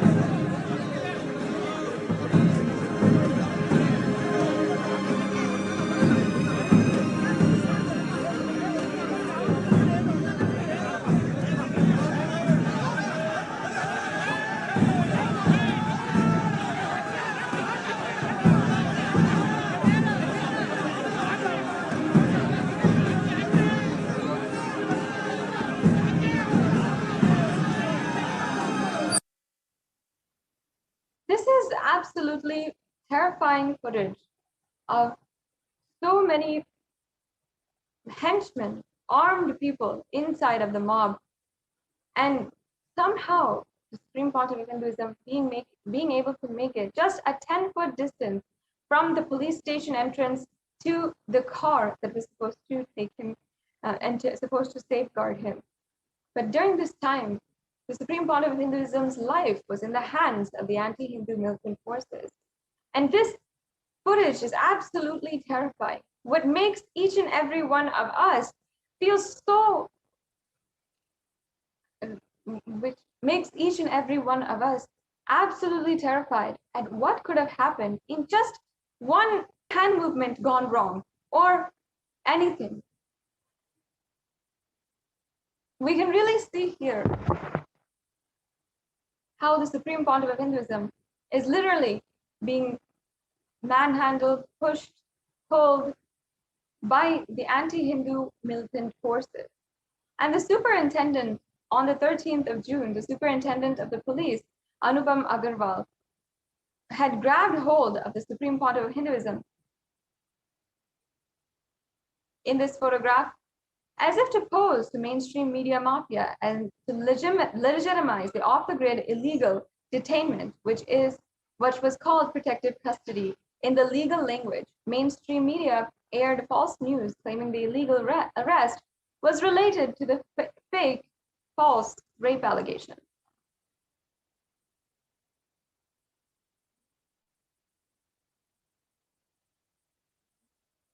These 600 policemen pushed the Supreme Pontiff of Hinduism into a car and took him to an undisclosed location.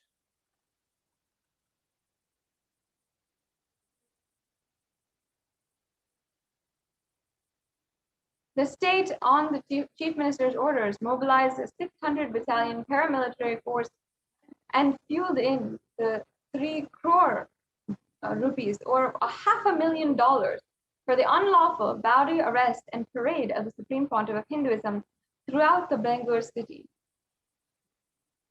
to falsely project him as a criminal. This was the main plot points of the genocide attack by the state police media access.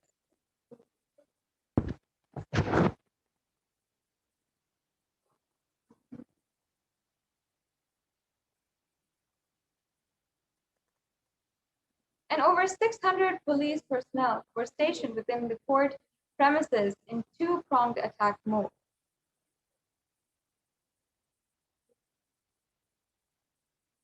On the orders of the chief minister, a battalion of 600 men, paramilitary police forces, and additional forces were deployed to illegally arrest the Supreme Pontiff of Hinduism. Then they paraded him throughout the city to showcase as if the big terrorist had been arrested.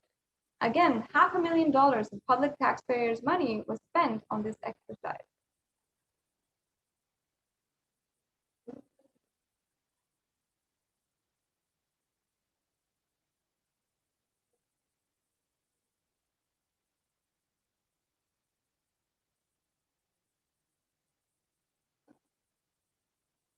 And how the state executes second unlawful arrest.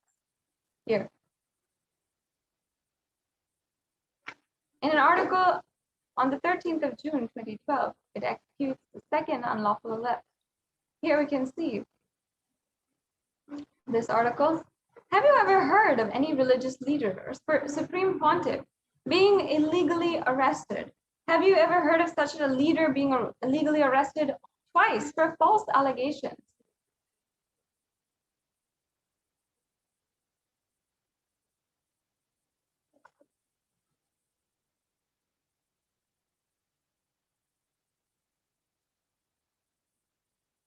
And here we have an article. Oh, we can go back to the left.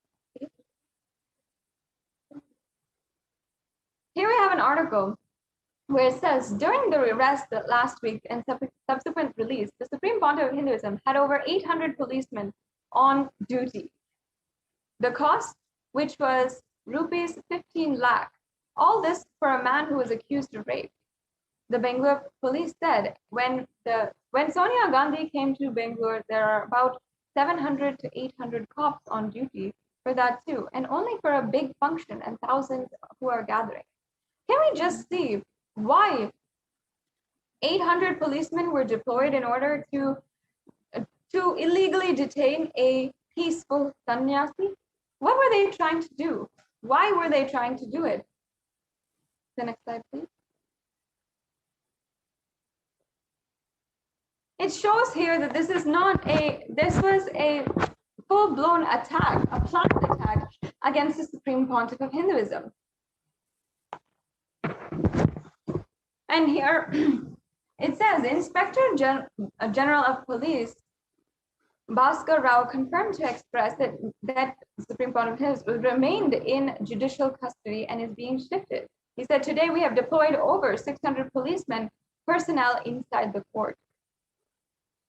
We cannot risk keeping him in Ramanagara for security reasons. Why are they trying to make a peaceful sadhu, a sannyasi, somebody who has dedicated his whole life in service of humankind into such a violent being? Why does there need to be 600 to detain someone so peaceful?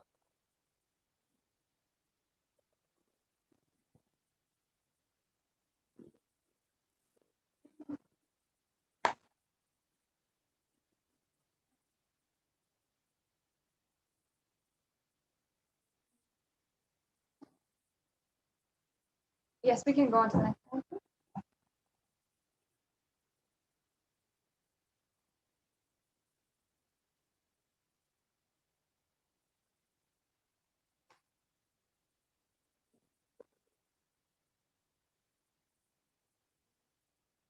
Here we have how the lawyer of the Supreme Pontiff of Hinduism had been denied to serve the Supreme Pontiff of Hinduism. He humbly pleaded by himself in front of the district magistrate, "I'm not disturbing public peace, but if you feel that me being here is going to disturb the public peace, I will stay away from Bidadi. I will not have any press meet." This is what this heartbreaking photograph is showing.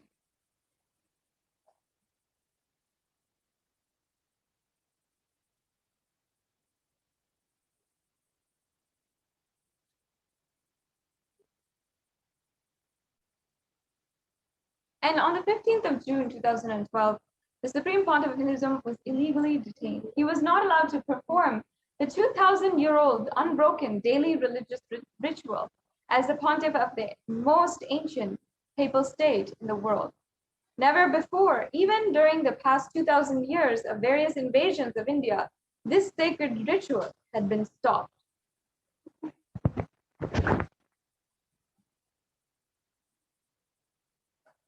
And another article where it shows Nithyananda devotees filed habeas corpus petition because the Supreme Pontiff of Hinduism was literally kidnapped by so many different authorities, and even the devotees did not even know where the Supreme Pontiff of Hinduism was. They were pushed to file a habeas corpus. The next slide, please. On the 15th of June, we saw the actions taken for bail. The bail was secured for the release of the Supreme Pontiff of Hinduism.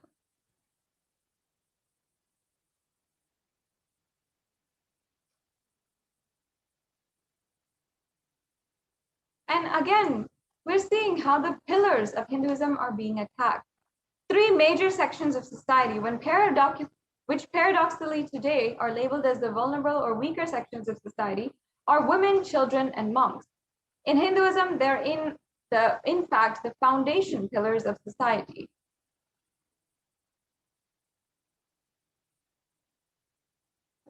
Researchers in the editorial journal published in British Medical Journal wrote how rape has been historically used as a strategic weapon. Very clearly, the editorial mentions this as a strategy to eliminate or cleanse religious or political groups.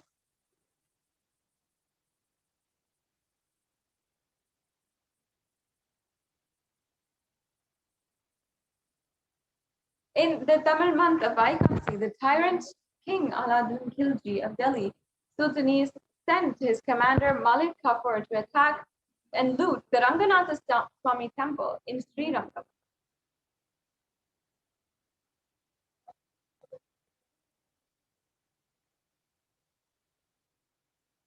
And in 1323, the tyrant King Khilji of the Delhi Sultanate sent his army to the Ranganatha Swami temple, and this attack killed 13,000 people. However, sacrifice of just less than 70 Devadasis led by Velle Ammal stopped this massacre.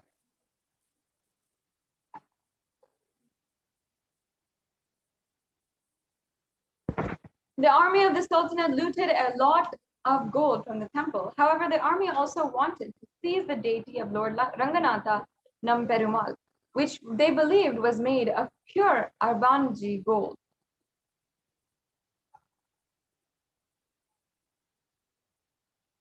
And the Vaishnavite Acharya, Pillai Lokacharya, decided to safeguard the Lord Ranganatha Nam Perumal, Bhagavan Mahavishnu, the deity, and he concealed himself and planned an escape along with the deity to Madurai. Similarly, it was planned that the goddess Ranganayaki or Mahalakshmi would be taken to another location by a separate group.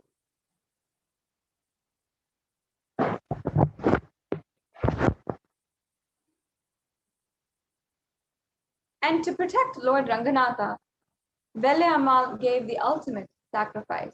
Fearing the forces would capture the Acharya and the deity, Vellayya distracted the commander by performing a dance.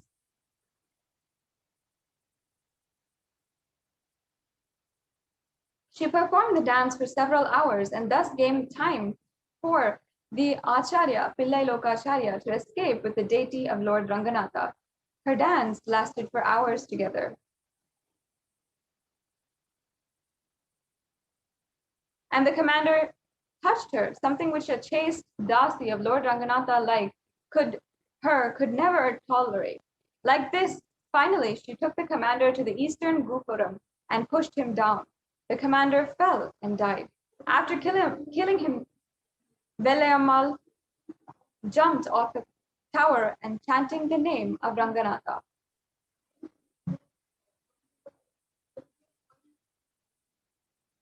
Meanwhile, the enemy's army used mechanical devices to throw large amount of oil. 69 Devadasis doused themselves in oil, immolated themselves, and jumped down on the invading army, setting them afire.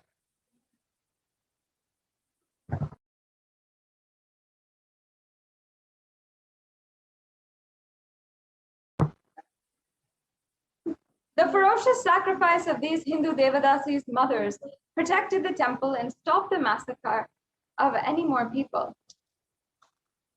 And it was due to this sacrifice, the sacrifice of one woman, that saved so many people. Now, it has come time, in order to get ready for the live darshan of the Supreme Pontiff of Hinduism, let us sit with our head, neck, and spine in a straight line and chant the Mahavakya. Om Nithyananda Paramashivoham. Om Nithyananda Paramashivoham. Om Nithyananda Paramashivoham. Om Nithyananda Paramashivoham. Om Nithyananda Paramashivoham. Om Nithyananda Paramashivoham. Om Nithyananda Paramashivoham. Om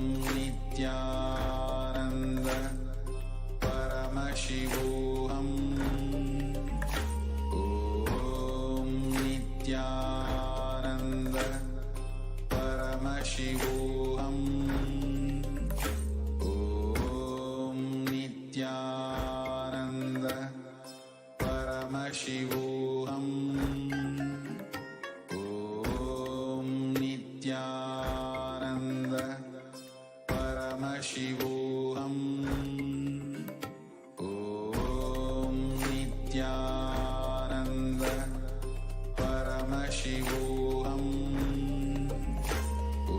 Om Nanda Paramashivoham.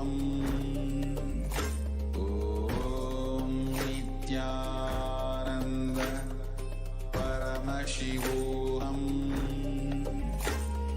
Om Nithyananda Paramashivoham. Om Nithyananda Paramashivoham. Om